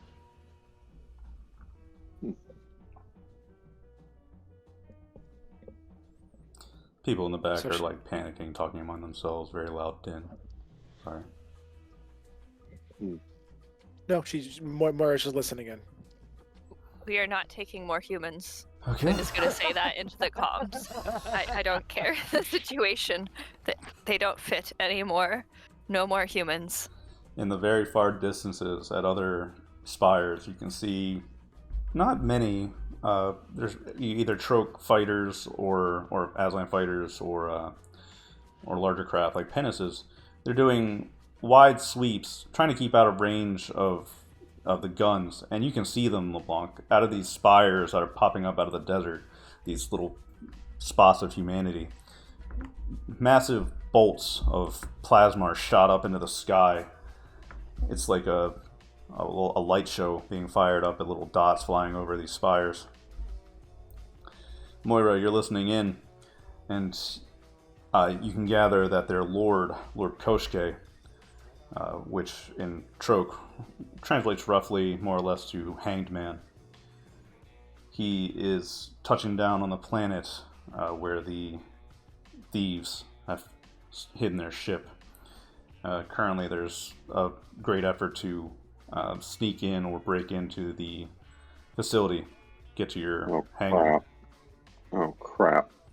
The defenses are strong. Kawa is not expecting major attacks like this, but with a smash and grab ambush, they at least have, enough armaments to fire back. Aslan aren't so here I for guess- war. Yeah, I think Moira is making sure that she's patching everyone into the basic broadcast, and then making sure she's like, all right, LeBlanc, if you can make this thing go any faster, now would be a good time. I'm going as fast as I can. It's fucking him. All right. Radio, find a open channel that's not being jammed, and try to call the guilty. Tell them to get the hell out of the ship. Make a comms check. Can Let's. While he's doing that, let's let Foon monitor the radio and tell us if anything important comes across, particularly how they found it's us. Right. Okay. Well, Moira's kind of doing the same thing, so Foon and Moira can do that together. Okay, so what do I need to roll to be helpful, because I understand this language? Just comms. Listen. Oh, comms? Don't let Foon Or press if any you're just buttons. translating, Alright. don't worry about it. If you're just translating, then we just won't make any language checks in the future. I mean, Food can roll comms. Moira might kill him. It's up to you. Moira, Nope, that's women's work. you reach out to the station that you set up the communications for the guilty. It's your damn shit. So the Aslan have a pretty good blocking of the communications going on of the planet. However, you are more sophisticated than that. So you reach out, break through your walls, and get into the guilty's comms. Very quickly, it's actually Armin who picks up the comms. Hello? Hey, Hey, Armin, not to panic you or anything, but you're going to need to start panicking a bit. I'm already You panicking. Listen, hey, we're under attack or something. Okay, you need to get up into space, and I mean it. Like, we can do a transfer. You need to get up and out of the hangar now. There's a battleship up there waiting. Yeah, that's not going to work. They need to get out of the ship. I'm not even sure we can open the doors. Like, power's been going on and off. A lot of the controls are breaking down. I have Tula and Cindy hidden away in one of the staterooms. I got the doors locked. Can we try to Good man. Keegan's trying to get the doors open or something, but it's just not working. We're trying to get in contact with the command center here. I think they could open the doors for us, but the communication's just not working. Okay, we're coming. We're coming. Yeah, we're coming. Armin, do you hear me? I hear you. They're Aslan. They're going to come on the ship. They are going to kill everyone on the ship. Will? So, do not get found. We're going to close up the ship as best we can. I don't think there's anywhere better we can go. Okay. With that, the comm, he starts staticking out. You hear him like, hello, hello, and then he cuts out entirely. I think Foon had an interesting suggestion. Foon? Yeah. Boone was going to suggest that we try to see if we can talk to the people, figure out what they want, and then be like, well, of course, we were planning on returning the gold, but we had to make this other drop first, and we didn't have a comm link to you. Too many humans. Too many humans. You think I was thinking straight when there's this many humans on board? Yep. Okay, so do you want Moira to try to open a channel with them, or? Yes. All right. Wait. Can Moira do that? Doesn't know where to start with this one. It sounds like. Well, give me a minute. I would say that you don't need to do that since they're all connected to their comms together. Identifying who you're trying to reach out, you know his name, so you can probably find him at some point. I think that's fine if you want to try to make contact with the Lord Koshke, which is apparently the leader of this this ambush. You're like Lord Kushke. Yeah. Okay, so over the video screen, you see in the background he's standing outside of a vehicle, and in the background you can hear heavy machinery. It sounds like cutting noises, and he's standing there and he looks at you, and you can see him. He's actually he's like a scraggly kind of Aslan. He's smaller than you by a little bit, and in strange ways his hair is in places matted he looks kind of dirty, to be honest. Whereas you can see some of the other Aslan sometimes in the background. They appear normal, appear like you and the others. He seems like a runt, or something's wrong with him. But his eyes are keen, and as he peers through the video at you, he bares fangs. Who are you? Identify yourself now. Foon's gonna basically go, I'm Foon. I was identifying myself as possibly one of your friends, although I think we might need to talk about your way of introducing yourself. Foon. Yes, I know you. You're the gunner of the guilty.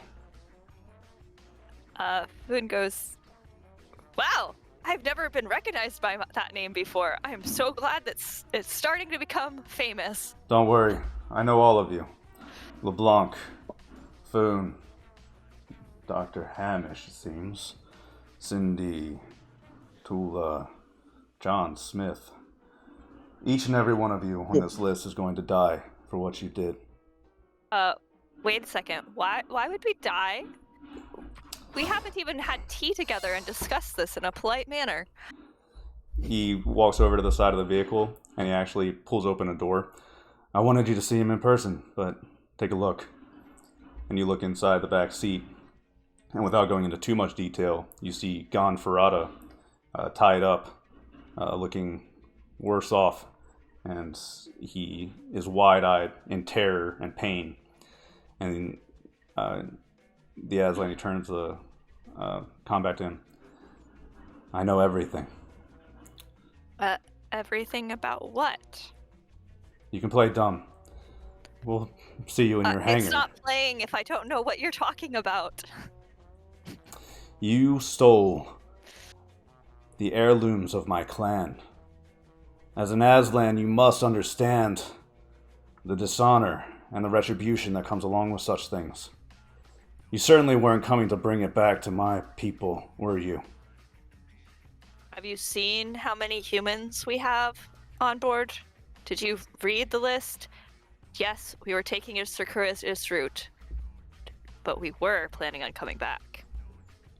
You lie. You really can't prove that I'm lying or not lying because you're not in my head. I'll take a deception check with a Bane for him. Mm-hmm. But he's not deceiving. It's the truth. It's okay. I'll take it. I guess I'm not understanding then. We were gonna bring it back. No, you we just weren't. haven't yet. No, you were Foon not. Foon was. Well, Foon was. I Foon believe was. Foon did talk about it, but it's alright. It's a complete utter failure. Double ones for the deception roll. No. Well, I'm like, but it says 11. sorry. I wasn't. Yeah.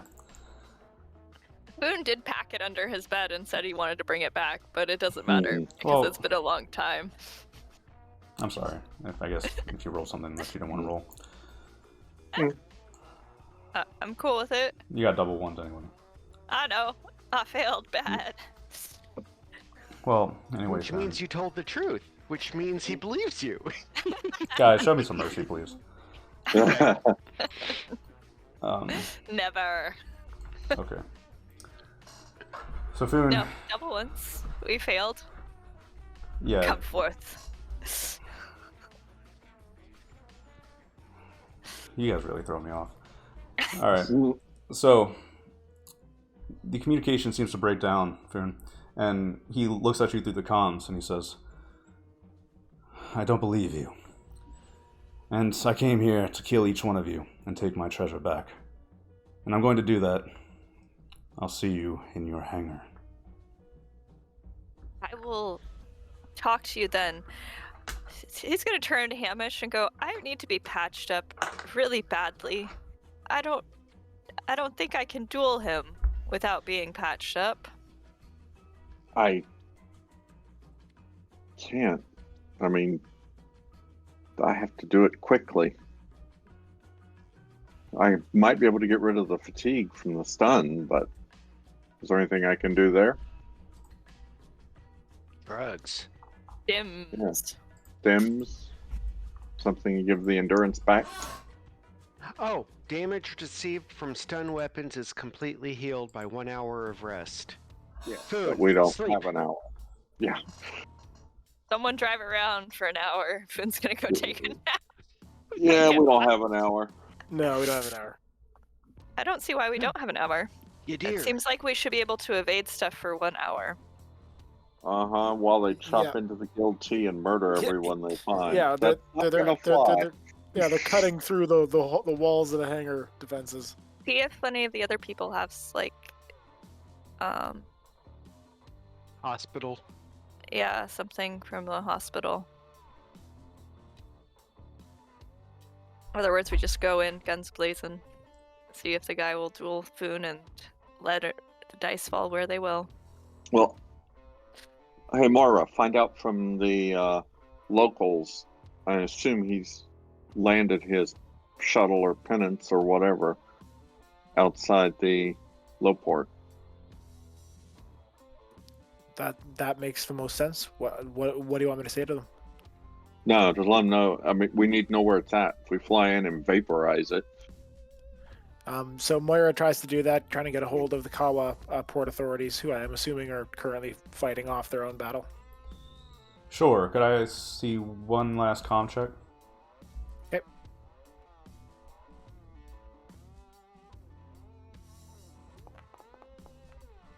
Nope. You gotta be kidding me. Mm-hmm. I kind of take that one back. I kind of need this to happen. So, well, for a brief moment, the screen flashes on the what you presume to be the command deck of the Kawa starport town. In the background, you can hear like thumping anti-aircraft guns firing into the air, and you can see like one of the administrators. You haven't seen this man before, but he peers back at you, and you can barely make him out. Who, what, things like that. But the screen and the video is fading very quickly. Look, yeah, they're under big trouble as well. They just get back fast. Okay. Doctor, do you have any slow drug? No, I do not. Besides, it would kill Foon. What? No. It's supposed to increase metabolism 30 times normal to let him heal faster. But that would be putting him under. I mean, that's not how that works. And using it outside a hospital or sick bay is a messy way to die. Yeah, I figure we can get to a hospital before the duel, hopefully. Well, Foon's dueling ability is in question, but okay. Foon, not Foon, LeBlanc, you are coming towards the Kawa station. As before, anti-aircraft guns are firing up into the air, and actually one points its way in your direction, and you become aware from sensors on your ship that something is targeting you, seeing as you're flying an Aslan pinnace and all. Mm-hmm. Well, in the movies, they just waggle and they know, but I don't think that's gonna work. Yeah. So, Moira, get on the comms, get them not to shoot at us, and I'm going to, I guess, dodge and head towards this, fly nape of Earth as much as I can. Sure, first make a pilot check. Yep. And I think we should have Moira probably try again. All right, so Moira's desperately trying to remake the this- connection as it's sorry. buzzing and flashing on the screen. Quick question, is this small craft or spacecraft? I think a pinnace is spacecraft, isn't it? I think No? I don't know. Let me check. Maybe spacecraft is only with a jump drive?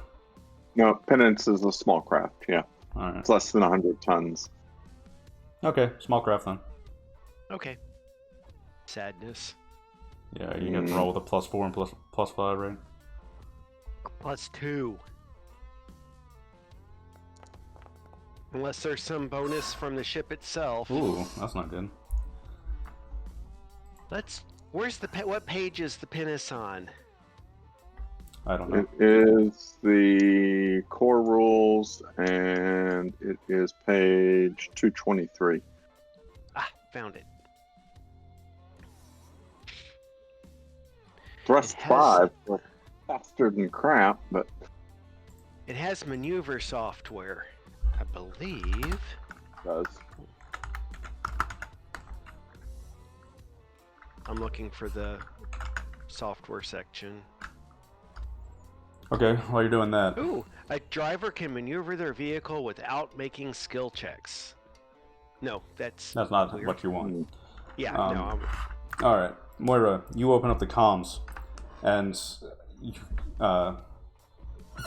try to connect back into the command center again. The man stares across from you. Who are you? Identify yourselves. And again, the thumping of the anti-aircraft guns. This is the crew of the Guild T that was sent out. We're flying back in an enemy vessel. Do not shoot. This is the transponder code for the vessel we're flying. And she quickly transmits everything about the ship we're on. Oh, son of a bitch. And then, right as this happens, LeBlanc, the turret fires one single solitary blast at you. Yeah, makes sense. You immediately barrel roll to the right. However, basically the plasma skims along the bottom of your pinnace, and you can almost feel like the extra weight being melted off. And it's incredibly lucky that the bottom of your hull didn't melt out. However, you notice a heavy amount of damage to your thrusters as the blast scraped across the bottom of your ship. You are unstably flying very fast towards the station. Moira, he looks over at you in the comms. Okay, sorry, I didn't mean to shoot at you. Things are hectic. You mostly missed. It's okay. We're still flying.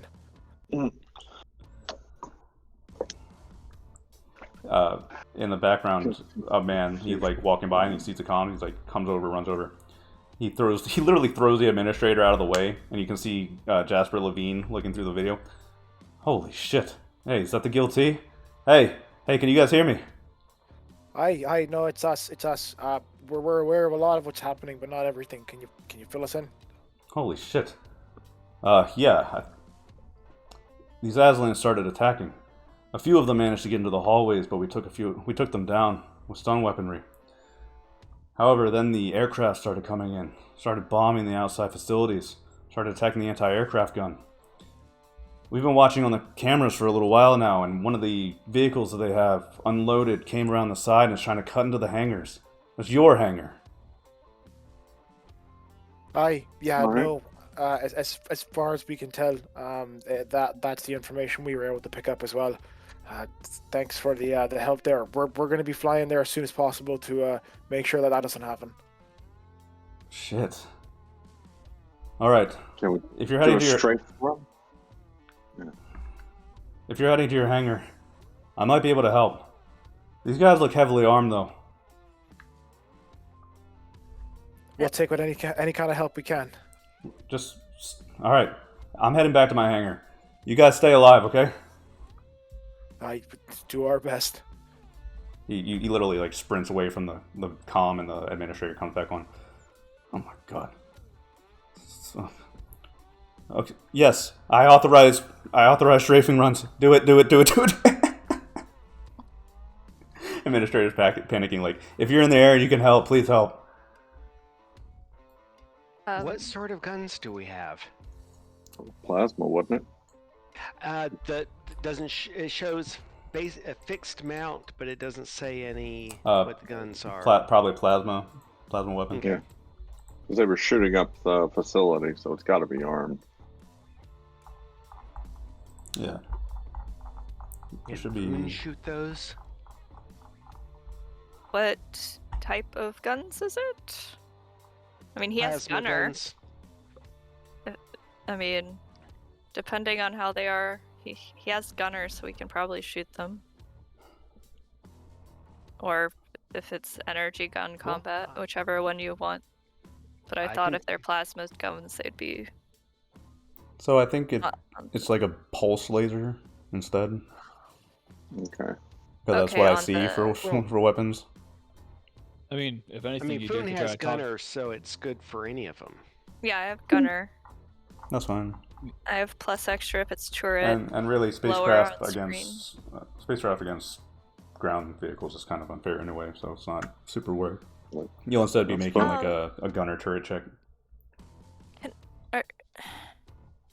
And we're just failing at trying to convince the guy that he just needs to There's stop. no convincing him. He's Kill not him. talking to us. Yadir could talk to him. Kill him. Yadir got that talk no jutsu, man. We'll No, get Foon, Yadir close your enough. attempt to negotiate with him didn't work. Sorry. Mhm. Right. Okay. So, All right. you approach the station, and as you fly around LeBlanc at speed, you can see down there are actually several of the trucks down by the walls of the hangar, and it seems that they've managed to cut into a part of the building. They don't seem to be exactly in your hangar, but they've cut into the structure and are coming into it. And the Aslan that are guarding the outside have their cannons mounted to the guns and are firing up at your pinnace as you're trying to pass by. It's a 1 in a million shot for the most part, though.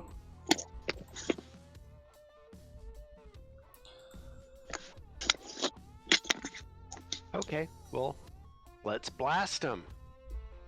All right. Foon will go into the gunner turret, right? So, Yep. Hmm? Gunner turret. okay. Sorry. Double checking. Making sure. Wish it was better. All right, and he'll blast him. Gunner turret charm. I wish. I want to charm the turret. You see several of the Aslan are down there, and they look up, and as the pinnace passes by, you open fire on them, they open fire on you. Several of them run into the hole that they've created to avoid the blast.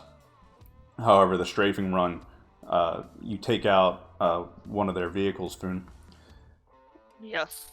The Aslan, the beam is massive compared to what you're shooting at, and it basically decimates their truck. Many of the others, seeing the writing on the wall, abandon their vehicles and either start heading for the hole or start trying to find cover outside.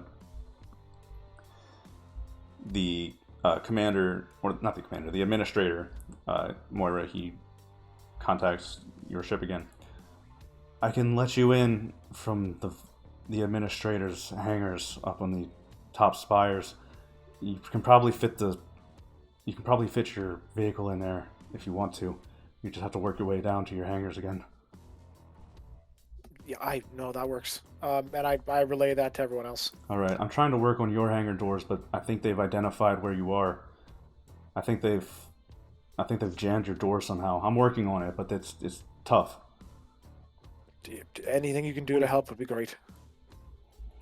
As LeBlanc and the rest of you watched as one of the taller, wider spires, it's like a circular opening that opens up on top of it. It's going to be a narrow fit, but you think you could get your pinnace in there. Before we do that, anybody want to land and take the APC out instead? Yeah, that's an option. How fast does the APC drive? Well, we can If it's using the park ATV, right outside where they were trying to force themselves in, which means I presume they're all there. The ATV has an armor of 6 all around, has a speed of 5, and a cruise of medium. I don't know what that means. Doesn't sound very fast, and its armor seems very small. But it's got a demolition gun, which is 1 DD, Oh God. and AP of 10 and blast of 10. Wait, 1 Yeah. DD. 1 DD is 10D, I believe. Yeah, it's I mean, 10D. if we go in, either way, we're going to be in the hallways fighting, aren't we? Cruise is 11 to 50 meters. See, we needed to get that grenade. It would have been helpful right about now. Plant it on that guy's ship and just take care of the whole thing. Well, we have a bunch of explosives. Do we? Yeah, we took the explosives that they were going to use to blow up the Right. railroad with. Food Yeah. apparently did not pay attention to that because he was bleeding. Okay. Well, you're not bleeding anymore. I stopped that. Just you don't get hit points back. So are we taking the APC or landing in that upper access and heading it on foot? I mean, well, the APC is only going to get us so far. Then we're going to dismount.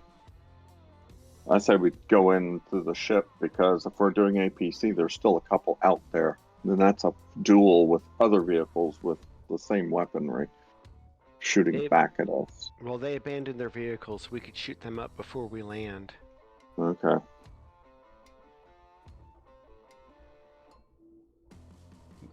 Moira, any thoughts? Then land it. Let's go. Yeah, I'm kind of down for landing and going because I'm worried about them cutting through and getting in while we're trying to do strafing runs. Fine. But just mine. So Drop down, get the APC out, and go grab our rent-a-cop. Okay. We grab say, extra "All right. people. This is your chance to really shine and earn fame and fortune." Really? What do you mean? Just grab him and say, "You're coming with us." You're coming with me. You want to save your world, right? If you save your world, they'll remember you, and maybe they'll let you free. Yeah, so, he's of course ready to fight. And more importantly, they've abandoned their vehicles, which means he can go get in one of them and start using the turret. Oh yeah, plant him outside and have him sit outside the hole. And That's a yeah. thought. Yeah, that's a thought. All right. Well, the guilty pulls around, making the decision. The administrator's like, "Where are you going?" But you can touch down. You can herd everybody away from the vehicle as you prepare to mount it and board.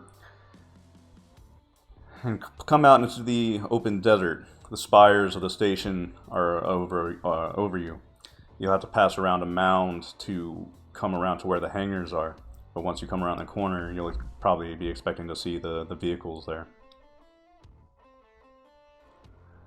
Let's go ahead and do that. As your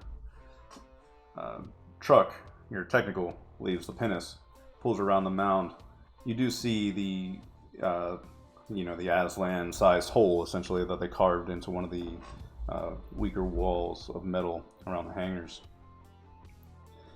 The attack from the pinnace was quick and landing and bringing the vehicle around. They're just now starting to, return to their vehicles. Whoever's firing the gun, if you'd like to go ahead and say hello. That would be Foon. Food says hello. It was a slightly warm welcome, but not as warm as he wanted it to be. It's lucky that you rolled that. As you come around, you begin opening just like side to side, firing. Or no, this is the cannon. I apologize. You fire the demolition cannon to the side of one of the trucks. It dents and then explodes from the inside until like the wheels are blowing off. One good shot from that thing is meant to take down walls and barriers. This is not supposed to take this. A wall and a barrier? I don't know. What? AP-10, artillery, blast 10. Mm-hmm. Yeah. Do I need to roll damage or anything? No, it's over Or does for it them. just blow away? You basically disable the shot. I don't think the damage can be anything less than disabling for this. So you do this, and the Aslan scatter. They quickly take their cover again outside, and they're firing, their laser, their stun rifles, and whatever small arms they have. But it's all just kind of pinging off the side of the vehicle.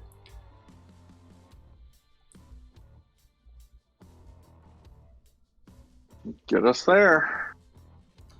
Well, LeBlanc can pull the vehicle up to the, where the hole is, and the doors open on either side, so you can open up and have some cover from the incoming fire. All right, let's the go. Guardi looks at you and What do you want me to do? Do you want me to come with you? Hold this position. Get in that turret and kill anything that looks furry. Except Foon. Yep, you just gave a man a purpose in life, so he climbs up on that gun, and you know, you hear him fire like once or twice. It's like, ha ha ha, you know. Meanwhile, the rest of you can climb out of your vehicle and climb into the hole. Seems to be, you know, part storage mechanics workshop, and you can see the door further in has been open as well. Although there is signs of very hasty welding having been done. It seems like they tried to weld the door, seeing as you were coming in. I don't think these people like us very much. No, but Foon is a hasty they were trying job, to keep and the asthma now. Yeah. one way or the other, this door can probably come down. Moira, try to contact the guilty again. All right, I'll give it a chance. And Moira's going to try to connect. Yeah, that's fine. So you see Keegan and Armand. They're standing in the cargo hold among the crates, and you see Keegan has an assault rifle in his hand and like some of the armor he pulled out of the locker, and Armand has one hanging down by his arm, and he looks bad. His eyes are wide. He looks scared, and he says, "Hey, I can see through the cameras. They're coming into the hangar. The guilty is locked down, but I think they've got some kind of technical expert that they can override the ship with. I don't think we have much longer, guys." We're coming. And Keegan, Yeah. do you have any power in the guild T? We've got like bits and pieces of it. The guilty, I mean, we're clamped down here. Can you fire the lasers? Where do you want me to shoot? The wall? Sure, get us in. We Shit. also have that big demolition cannon. Well, that's shooting Aslan outside. There's 2 other trucks we can use. Can't get them inside the building. But they could open the door for us, Shoot down the hole. right? You shoot down the door to this room you're in? Yeah. Okay. You tell the guy to do that, and as We're gonna get out of the way first. yeah. As these stun blasts bounce off the hull impotently, he turns and it's almost like, "Hey, can you do this?" Like, wait, let us finish. But he fires into the room, and all of you are left coughing and wheezing as the blast blows the door open, leaving a huge crater in the wall. And then he turns back to gleefully shooting back at the Aslan. Yeah, man's in this moment. So, I believe the doctor wanted a door. Stat. Go. all you have to do is run down the hall, and come into the hangars. Your hangars in the center. The door is currently closed. Are we just gonna run away? No, we're No, going we're running to. towards the ship. And then we're going to run away. That's what I stopping up- meant. After No, we get we're on not. our Wait, ship. the ship won't work. We're going to the. We're We're going to go. going to the bay because that's where the generals, the Lord Koshka, is Lord- going to be. I guess we get to Not fight him. true. Try to convince him. We need your deer to kill him and make it look like food won honorably. That's fine. You know, you actually, as you're doing this, you're standing outside your door getting ready to do what you're going to do. And you see Levine, he's like sprinting down the hallway. He's bloody. He's got a stun rifle on his arm, and he looks like he's got a few cuts on him. He runs up to all of you. Damn it, you beat me here. What the hell? Look. Hi. Hey, I've seen these. I see you got some weapons, but I've seen these guys' armaments myself. They're going to kill you. Well, Look, I've got an idea, alright? But if you can keep them talking long enough, I might be able to do something on my end. Just buy some time. Stay alive. What do you want him to Okay. talk about? Maybe he'll decide he wants to buy some tea from us. Hamish will look over at Yadir and just look at him with the questioning glance. I can try my best. Like I said, I've talked one warlord out of genocide. I might be able to talk another one out. Slap Levine on the shoulder and say, "Go." Levine blinks at Yadir, like, but then he turns. All right, just do your best. Count on me. And then he turns and sprints off to his hangar. Grenades? I wanted stun better grenade. ones. Sure would be a good time to have a toxin grenade. Yeah. Saying. Except they're all in spacesuits, so. All right. Is the hatch door locked? No. Okay. Nobody stand in front. Punch the door. Let it open. The door slides open, and in the amount of time you've taken to get here, you see the cargo ramp is just now starting to open.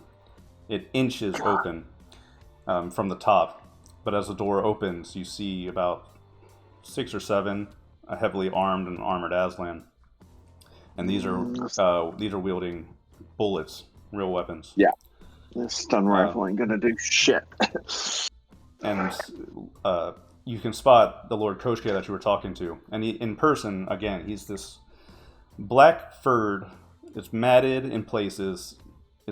He looks dirty, but you think this might be some kind of defect or some kind of mutation or something that happened to him. Definitely the runt of whatever litter he's in. However, he is the Lord, and he stands among great warriors. That's And nice. the ramp, he was looking up as it was opening, but as the door opens, he turns and faces towards you.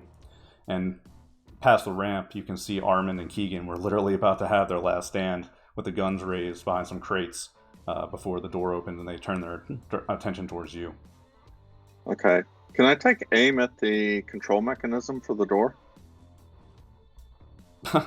I want to short it out. Stop it from opening. Yadir will kind of like put a hand up. He says, I think they won't be able to discern you aiming at a control panel versus you aiming at them.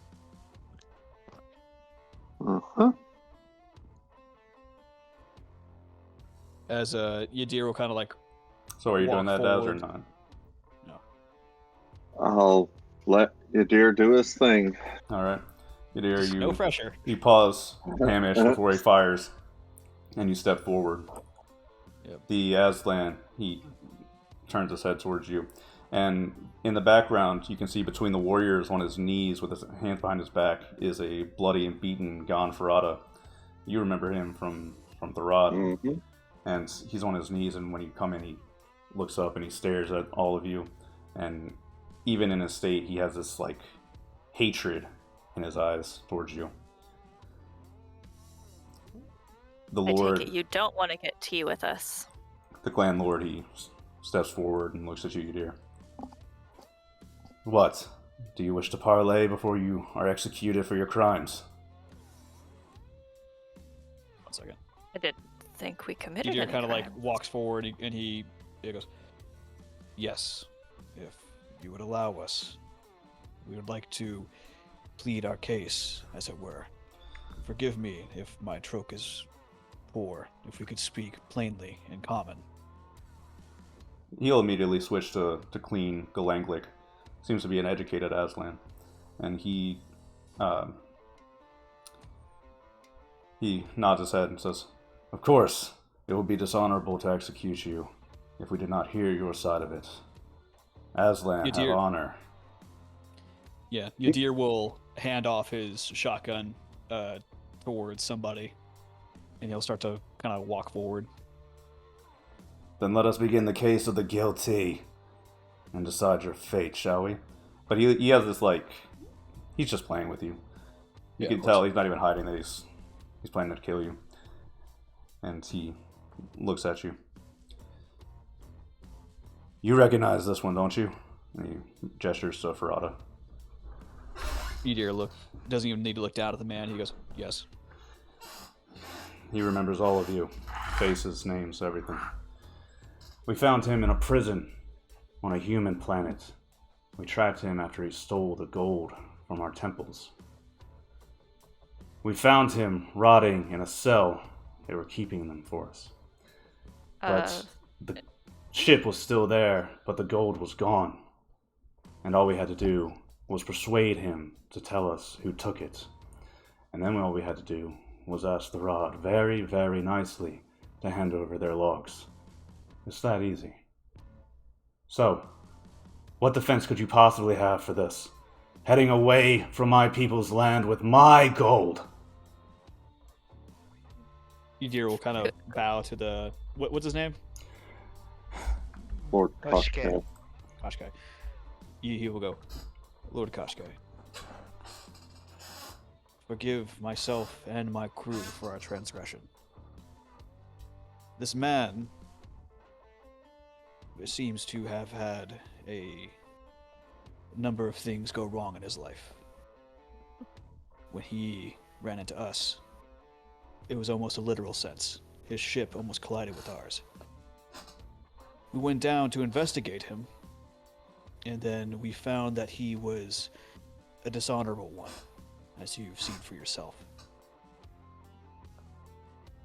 We found the gold, and it is still in our care. It is safe aboard the vessel, unspent, unmolested. If you wish to have it, please, take it. We meant no disrespect, and we had full intentions of finding its owner. I myself took liberty to make sure that it was safeguarded. I'll take diplomat or persuasion. Persuasion, let's go. Can Boone forget, help with the you got luck. persuasion at all? Don't forget, you got luck. Yes. You always burn Actually, it. yeah, I'm gonna try to help myself here. Can I use tele-empathy to kind of like convey him a sense of earnestness and like calm and like this kind of feeling that I'm trustworthy? Hell yes. Please. Absolutely. Yeah, let's go. All right. And can I help at all with the tax change? I want him to like bow down to us at the end of this. Oh God. Let's not push our luck here. Like... All right. Let's see. So 0 + 1. It goes off. Oh, thank God, it goes off. And he Really? has 6. I got a 7. Yeah. So what is this? You're trying to persuade him to have empathy towards you and let you go? No. I'm trying to. Basically, I'm projecting into his head this sense that I am trustworthy, that I am like calm, that I am being honest. Because he's not a telepath himself, unless he is. So that'd be kind of wicked. Well, wicked about that. Oh shit! Let's go. About that. Oh dear. He's a scion. This runty, matted, dirty-looking Aslan. He stares at you as you do this, and he frowns, and then he bares his teeth. I see. I By the way, feel that was you my were- tele-empathy check. That was not my persuasion check. right. Okay. Do you want to make a persuasion check? Yeah, I'll make my persuasion check. By the way, other telepaths will always recognize when someone is using tele-empathy to bend their emotions, but I'm reading. others will Yeah. not. Okay, gotcha. Yeah, I'm not trying to bend his emotion. I'm just trying to give off the sense that I am being sincere, because I am. Sure. But let's see. Can Foon help with Persuasion. the persuade? Let's see, I don't think he likes you, Foon. Probably not. Mm, +3. I mean, what do you say, Finn? Oh shit. No, nobody can stop you from talking. That's fair. This is true. Foon is gonna go. We of course kept it safe because we knew that we would have to return. After all, we had a whole bunch of humans that were going to expire first. Their gold was safe from dying, unlike the humans. Persuade. And that's a Yeah. 10 persuade for me. And what is happening to my screen? Oh, there he goes. And Foon's Persuade is a 13. Hell yeah. There you go. I don't know if it's helpful. It's better than nothing. +1. Oh, I forgot.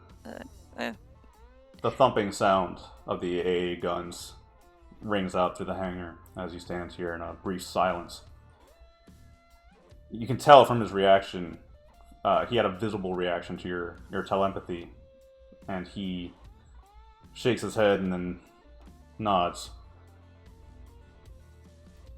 So you were like me, boosting your powers to control those beneath you. Powerful. Udir will kind of pipe up at that, and he'll go, "Not to control, to understand and coexist." So they all say. So explain to me then, why exactly were you heading away from my planet? If you can't explain that, then there is no discussion. And I'll kill you all. Udir will kind of gesture towards the ship. He goes, "If you go aboard our vessel, you'll find that there are at least, how many, out of game, how many scientists are there? 15. You'll find over a dozen human scientists in deep freeze. You can check Wow. our logs. They have been rescued. They were enslaved by a less honorable man of your species." What was the name of them? Like the Black Claw or something like that? The Black Paw?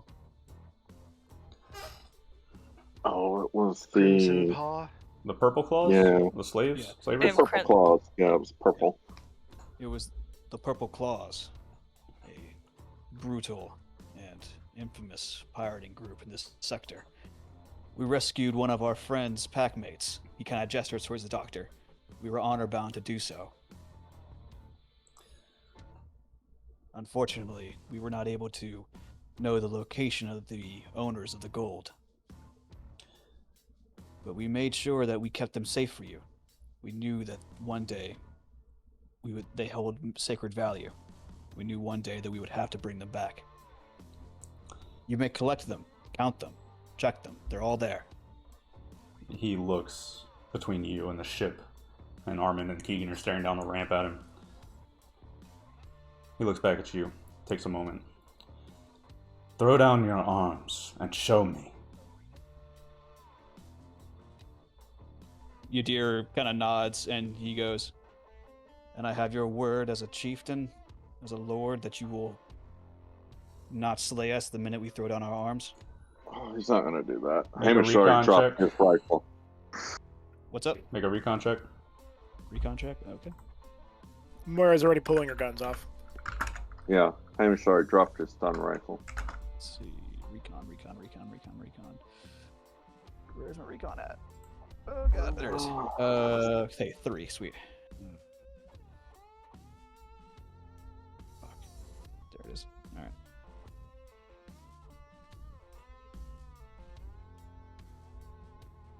$2d6 plus 3. Oh god! Oh, fuck. You don't see it. nothing. Well, I made you roll that to see if he was telling the truth or not. So, unfortunately, you can't tell. Can't. He's got a plain poker face.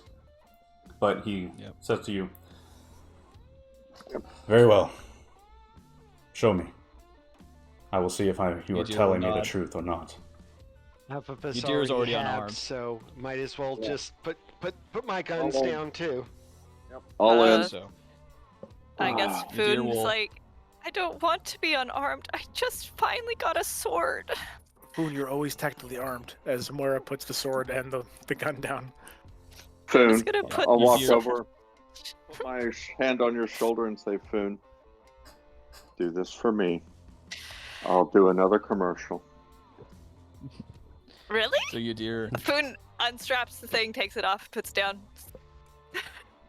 will walk with the Lord inside the vessel. He'll He'll look he around orders Keegan all of and you Armin. need to to see come. if- Yeah. He Udir will turns look back and he has all of his men most of his men standing at the edge of the ramp, but he has heavily armed guards with him, and he orders the entire crew to come up the ramp in front. As Udir kind of walks with the Lord, he'll look over at him and goes, if you possess the same powers as me, you could always read mine. I could, although I've heard Zodani are able to create lies out of their minds. Natural deceivers. Just as you are natural warriors, we each have our own place. But I promise you this is no deception. Very well, but much as you would not trust a warrior in a bakery or china making shop, I would not trust a deceiver with his words or his mind. He will show me. Then you will judge me by my actions. As he will take him up the ramp, he'll look over at Armin and Keegan and just kind of like motion them to lower their weapons and to like stand aside. Sure. Armin and Keegan, they stand nearby, and Coach K, he turns and looks at the two of them as he passes by. As you go and you open up one of the crates to display one of the slow-drugged humans, he looks in, and then he reaches a hand in and like takes the human by the chin and like turns the head here and there, looking at him. I see. There's a lot of them, and they smell really bad. So you've been telling the truth about the rescued humans. You prioritize your own against mine. I suppose I can't fault you for that, but it does anger me. But where's my gold? Where's my artifacts? Yadir will kind of like hold his hands up and be like, one of your men can follow Foon to his bedroom. He will bring the gold back. Okay. Foon's gonna be like, yes, we have it. We have the china set all displayed and nice and packed, so it's not going to be damaged ever. And the gold's hidden under the bed so that it wouldn't be touched by grimy human hands, because there's a lot of humans on board, and I didn't think it was right. And he's going to be like, but we should sit and have tea together, although I do think that the humans might not be happy about that because, you know, you damaged them. Foon, I don't believe this is the appropriate time for tea. There's an active battle going on. It is always the appropriate time for tea. The Aslan, he motions towards Foon and one of his guards. Retrieve it. Foon will lead them on the way. Yeah, you can, with one of the guards with a gun pointed on you, basically, forces you to go up to the stateroom and retrieve the tablets and the tea set. Bring it back. And Foon is going to bring a pamphlet for trying to sell tea. Oh God, Foon. Please kill me. Please.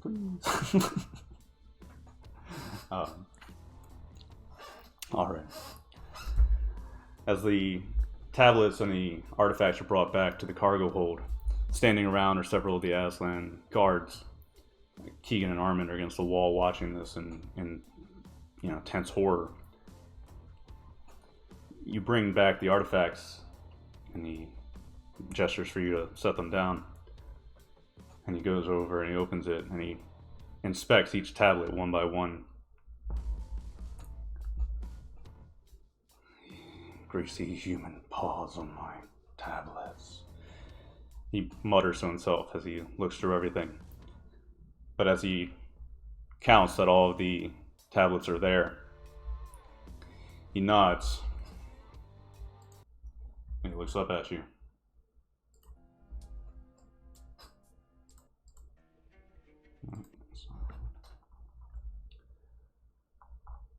Everything's here.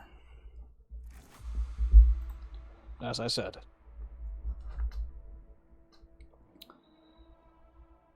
Very well. It was a long journey. To restore the honor of my clan. To restore faith of my people in me. It has been a long road. But I have finally done it. And now for the under end of our deal. It's quick, He pulls like an this auto music. pistol from his belt, and he aims it up and fires a shot into Armand. Oh. Armand takes a step back in shock, and then leaning against the wall, falls sideways, leaving a blood smear against the wall.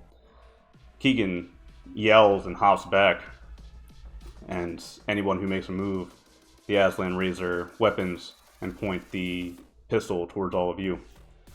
Their weapons and the pistol. Yadira would have made like a kind of a lunge to it, but the minute I guess like that guy would have pointed a gun straight to his head. Right. It's like inches away from your forehead. Yeah. And He just kind of looks at him with his like piercing blue eyes, and he goes, "We had an agreement. You have your tablets. Why shoot us?" Because it was a lot of work to find you. And agreements mean nothing to the dead.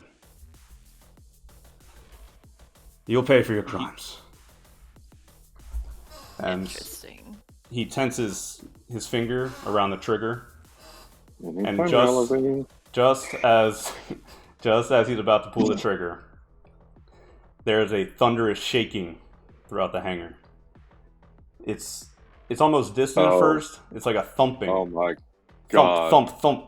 And then you hear it's like sizzling, crashing. Oh, You hear the smell, or you smell Hamish burning metals died. and plastics. And as you dive on the floor, Hamish, from the sound, outside you can hear the Aslan yelling in Troke as the walls are peeled away from the side of the hangar. Levine, who was parked in the hangar next to you, has gotten into his ship and turned his turrets towards the walls, primarily towards the hangar doors. And he's firing wave after wave of spaceship fire into the hangar, and it's creating havoc. The walls began collapsing and melting on themselves. The hangar doors, the left side, you can see melts before the others, so you've got half a hangar open. As this happens, the Guild T shakes so violently that he goes like flying backwards with the auto pistol against some of the crates, and he is going to make a split-second decision, look around, and he's going to lunge and dive for the golden tablets. He's going to grab the crate that holds them, and as you can hear the turret fire blasting off in the room, he grabs the golden tablets and attempts to run off of the ship. Can Foon try to tackle him? Yeah. Okay. Yadir's gonna make a break for it, Armin. Because I don't know. Foon decided to go tackle him. Well, that's what you're doesn't doing. even Make like a Armin. melee and arm That's check. fine. You said melee, unarmed Yep. or natural? Are you Two. clawing at him? Is he? Are you grappling him or clawing at Depends him? on if you're tackling him, which is I'm grappling, tackling him. or if That's you're- unarmed. Okay.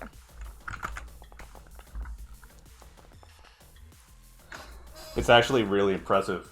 As you're doing this, he's running with a crate. Foon, in the chaos, you chase after him, and as he reaches the edge of the ramp, you lunge at him. But this small, ragged Aslan, even this belies the Aslan's strength. He turns and sends a kick, and he's flexible. He reaches up towards your head, and as you lunge towards him, he literally like kicks you out of his way. He turns and kicks you in the head, and he sends you down onto the grate, avoiding your lunge. You could probably properly protect yourself, not take too much of that, but he thwarts your effort to tackle him, and he like basically jumps, throws himself down the ramp. And in this time, now the Aslan down at the bottom of the ramp are panicking, and in chaos, and seeing that the combat has broken out up in the cargo bay, it seems like a few of them begin firing their weapons up into the cargo bay, which at this point is like bullets are flying around. Okay. Yadir, you run over to Keegan, who is kneeling next to Armand, and he is like he is raving. Armand has a nasty hole just under his abdomen, and it blew basically right through him. Armand he's like eyes are slightly open, and he is gasping for his last breaths. All right, this is gonna suck. All right, I'm going to attempt to save Armin by taking as much of this like damage away as I can by trying to heal him. Okay. All right. God, this is gonna suck. I'm low on psionics. So It depends on how much you heal him. If you can heal him up to having 1 stat point again, that's that's somewhat what I'm saying. stable. All right, it's a gambit. Fuck. You know what? I'm gonna burn some of my endurance to boost this. Endurance. Yeah, You also have luck as well. that's true. I'll wait. I'll wait to see what happens. Okay. Because you can use luck after the roll, right? No. No. Oh. Oops. Yep. You make sure to declare it first. And I forget what does burning luck do? You spend luck points to add +1 to your roll, Yeah, you can only do 2, so up to 2. and it reduces your luck stat. Yep. It reduces your luck, like not the max, but what you have currently. Right. Okay. Yeah. Then I'll burn a luck. Okay. So you'll roll your psi and then +1. Yep. It's gonna be it's already +1 because of Zodani, and it's gonna be +2 with the luck. All right. Good luck. Yeah, that's the point.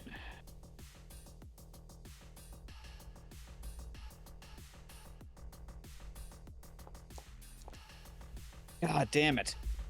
That's not good. Oh. You rush over and you try to do this, but everything is going to hell outside of the hangar.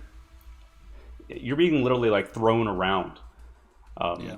As You Koshke escapes from the Guild T. Yeah, Yadir will kind of. He's still gonna hold pressure on Yadir, not Yadir, on Armin's wounds as he's gonna look over at Hamish. He goes, and he's gonna yell out like, "Hamish, I need you!" Like, Okay. don't let vengeance make a man die. Like, Damn it. Okay. I'll rush that way. On the comm dot, call the security guard. Let him know a furry's about to come out the door. Turn him to goo. You do so, but you don't receive any kind of coherent That's response. I'm running. Yeah, it's time to go. As your ship is enemy Aslan free at the moment, I'll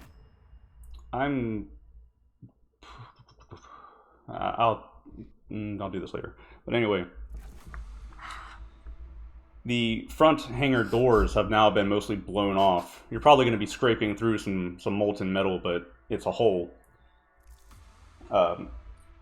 Over in the other side, you can see Levine. He turns his turrets towards his own hangar doors and begins blasting his way through. Smart man. What do you guys do? I'm just rushing to Armin. Okay. Yeah, I think Moira runs down to engineering to try to do anything she Yeah. can to get the ship up and going. But beyond that, All right, Moira, doing a standard takeoff. It's not too hard. I mean, the ship wasn't damaged; it was just locked down. Hamish, Armin is probably going to need you to take him to the med bay and start working on him right now. If he has any chance of making it. Armin, stay with me. Stay with me. Yadir will carry him. Just like run like. Holy Go, shit! go. Holy shit! Holy shit! All right, hold on. Keegan, get that door closed. Okay, hold on. And he runs over and starts shutting the door. Food will help him shut the door. Sure. You drag Armin up into the med bay. Moira, you're starting to get engineering powered up. I assume LeBlanc's probably heading to the bridge. I didn't think we could take off. I just Who blew a cares? hole open for you. What do you mean? Well, we're locked down, With I enough thought- thrust to break free. and I thought the ship didn't actually work anymore. Oh, that's true. We needed a Yeah. part. Yeah. Oh, you were waiting for Okay. that part, and Keegan can probably install it while you guys were out. Okay. And I'll head to the bridge. Sorry, I genuinely actually kind of forgot about that. The timeline didn't match up exactly, but that's what I was planning to have happen, was you guys would get the part and then be able to go. Works for us. Yep, sorry about that. Okay. Darn it, I wanted to keep the shuttle and the APC. No, but We'll worry about that later. as for your other concerns, the door is melted open. That's all Levine did, basically, is melt the walls and doors. And whatever was locking you down, again, similarly, we can shoot those, or hell, I mean, if you apply enough thrust, I'm sure you could break it yourself. So, that's that. You can climb up onto the bridge, LeBlanc. Are you ready to go? Sure. Everybody ready? Any reason to stay? I want the tea set back. Armin? You know, the tea set wasn't actually taken. Yeah. Oh, Yeah. so he left the tea set? He left the tea set, but he took the tablets. Yeah, Tablets were probably the dangerous part. Well, he's not really restoring his honor. He just wants the money. Well. Anyway, do I need to do a medic roll? Yes. Okay, I will burn 2 luck to go with it. Okay. Can I assist? Yes. Yep. Thank you. Well, here's my straight roll. Ooh. What is that, Hamish? 3 + 1 + 2 + 2? Yeah. Where are you getting these? Yeah. Skill, education, med kit, and luck. Oh, sorry. You're right. Apparently, he really wants to save Armand. Anna is like not for it, or not. Sorry, Foon is not for it, but everyone else cares. So we care about our NPCs, dang it. He's got a nasty He wound. gets different. Yeah, he's got a nasty wound. That shot basically blew through him. You're going to be in surgery for a little while, but with Yadir helping and applying regeneration as needed, or telekinesis, or whatever needs to be done. I mean, you're going to be working. You have no answers at the moment. Okay. LeBlanc. Stay to it. Leave it to everyone else. I don't particularly feel the need to make a pilot check for this. As you pull out of the hangar, you can see around you the chaos of Kawa. It's, in the distance, the spires are firing anti-aircraft guns. Although there seems to have been a shift in the mood of the attackers, where they are not harassing the spires so much and are instead kind of collecting and gathering up over the desert. They're still under a lot of anti-aircraft fire. Also, coming in from orbit, which you can pick up on your sensors, are a few system defense boats that Kawa keeps for emergency defenses, as well as... Is it an emergency yet? It's an emergency, I think. Yeah. As well as, other support from space. It seems that the attackers are deliberating on how to move next, but LeBlanc, you blast out of the hangar, skimming along the ground for a brief moment before pulling up and heading up into orbit.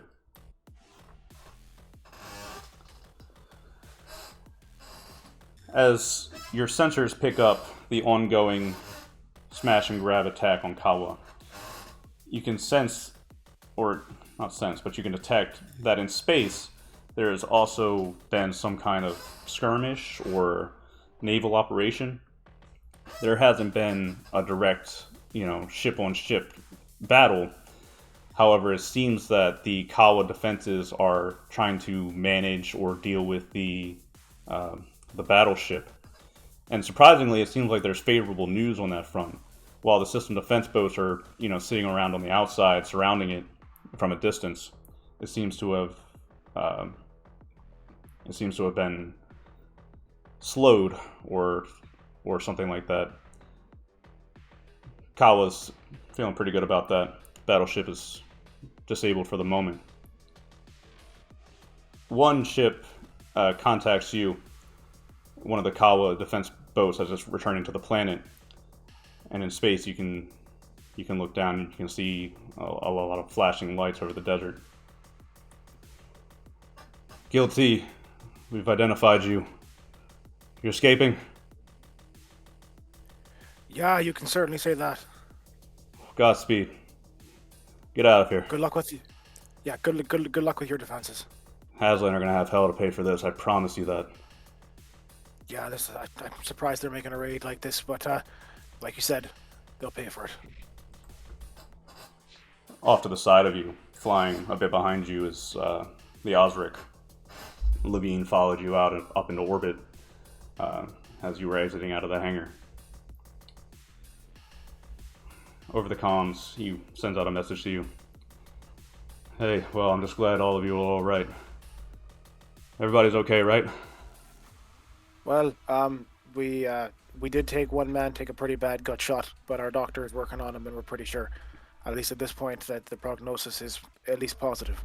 But we can't thank you enough, Levine. You really did a solid for us there. Well, maybe you'll pay back the favor someday. I was never happier to see a wall explode. If we're ever in the same system or a couple systems apart and you need something, you find our transponder. Don't hesitate to call. One thing you learn in space, travelers gotta watch each other. Good luck. Good luck, Godspeed. And you see the Odric pull off to the left, head off in a different direction. Go max burn, starting up its jump. As for All right, you, LeBlanc, I don't want to bloody wait here any longer. Is there anything else we need to do here, folks?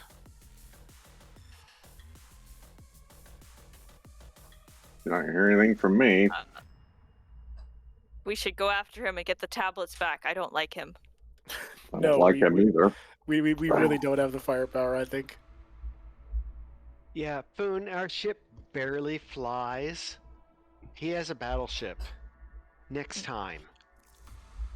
Promise? We have his tea set. I'm using it. Come. Dual Foon for your tea set. well, Okay. to give you an idea, since we're heading out of the system now, the battleship in question was actually wrangled by the system defense boats into ship catchers, which the Aslan are not very familiar with. Oh. While the Aslan are eventually probably going to get their way out of that and cause problems, it's a big win for you. Lucky. LeBlanc, ready to jump? Sure. Sound convinced. Well, the Guild T's jump drive fires up. The lights dim. Cindy and Tula emerge from the stateroom that they were barricaded in, and Cindy rushes over to try to help Armand. But as the Guild T dims its lights, goes quiet for a moment, warp opens. You're encased in the blue and purple swirls of the warp, and you are safe.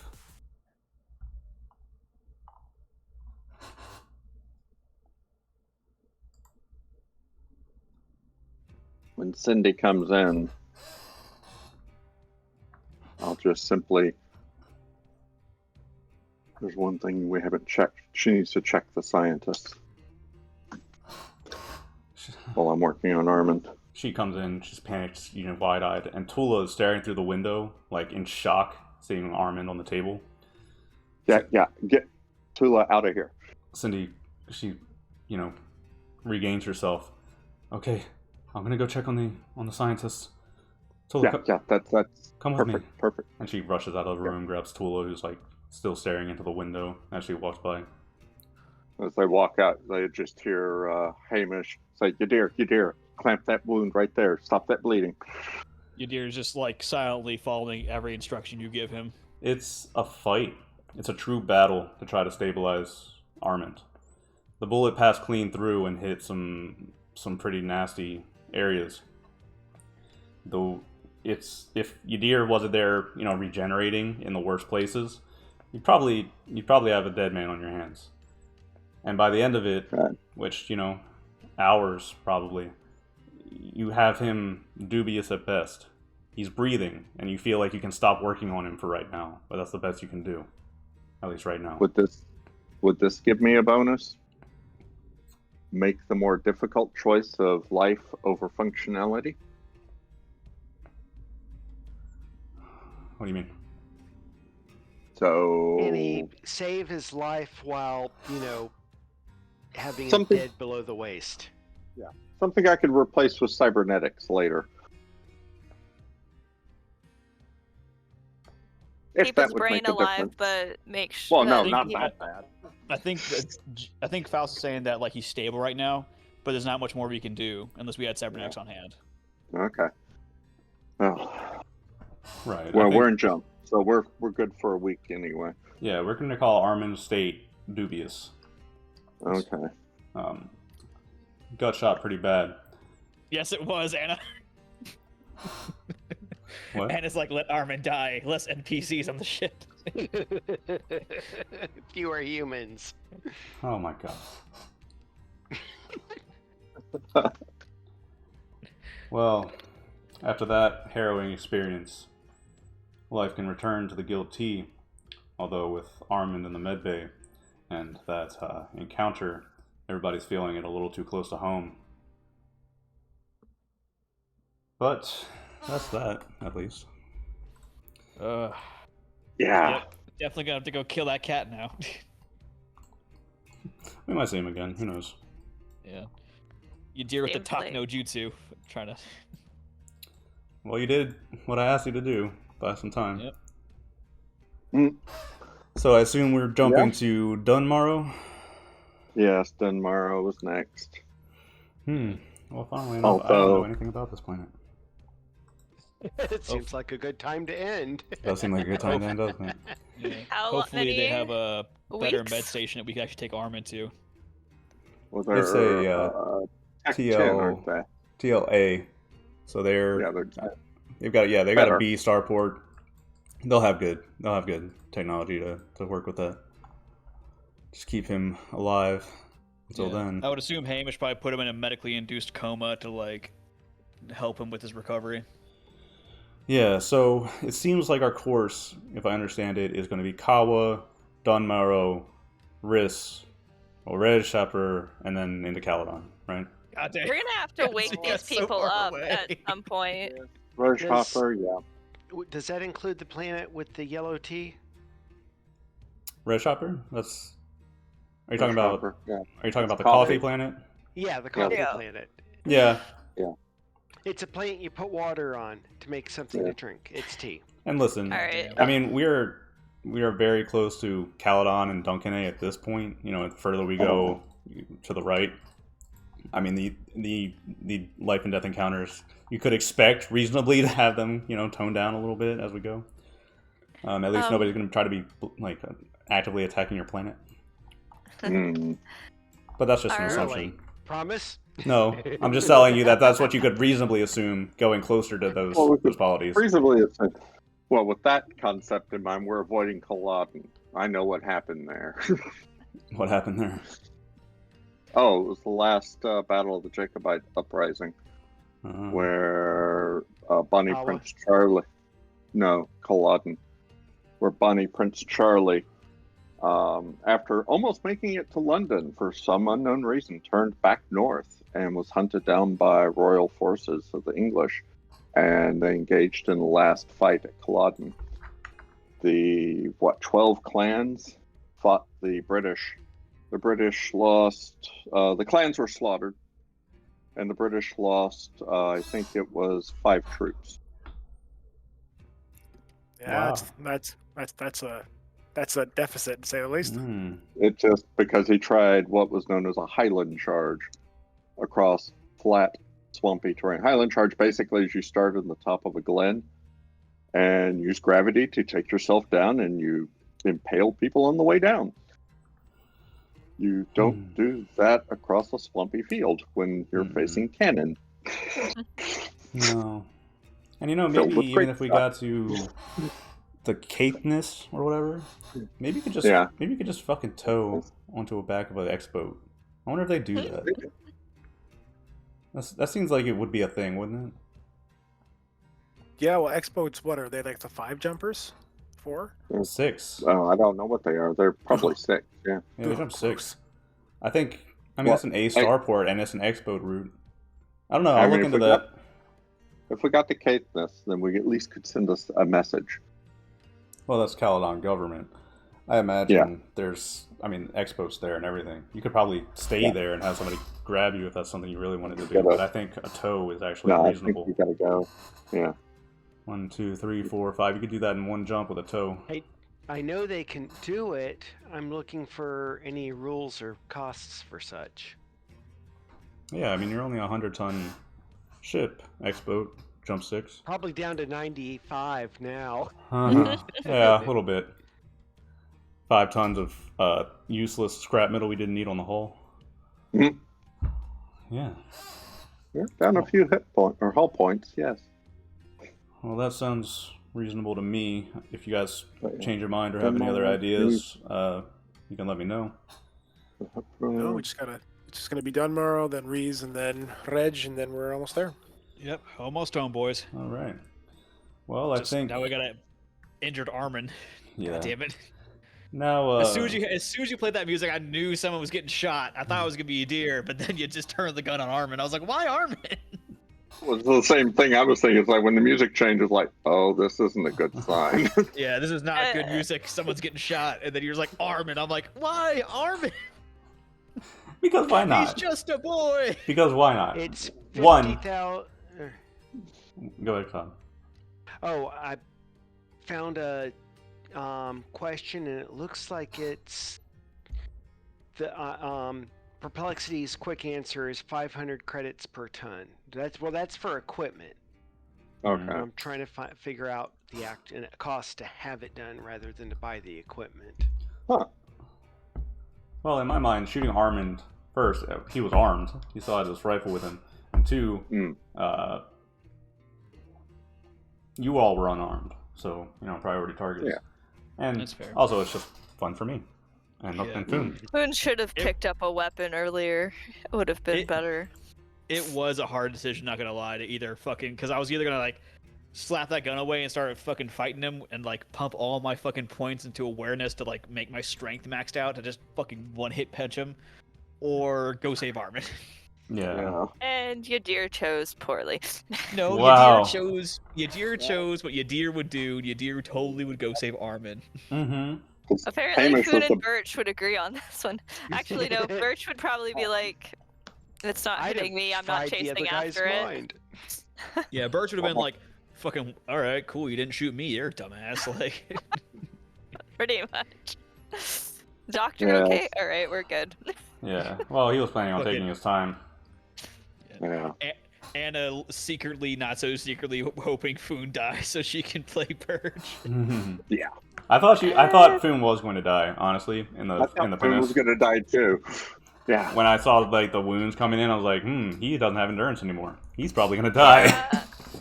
I actually was considering letting him die in that thing, but then I was like, we'll see what happens. That's not a place for Foon to die. Foon's got to earn a more honorable death than that. It would have been honorable, sort of. It's got to be a I don't know. If Foon for me dying has to be seen by the group, and it'd be a super sad thing, because Foon is I think the heart. When I say the heart, he's always offering tea, always being optimistic. Yeah, he doesn't like people, but I mean, who does? People suck. But he doesn't like this many humans. You overhit his capacity. He's overstimulated on the humanness. Yeah.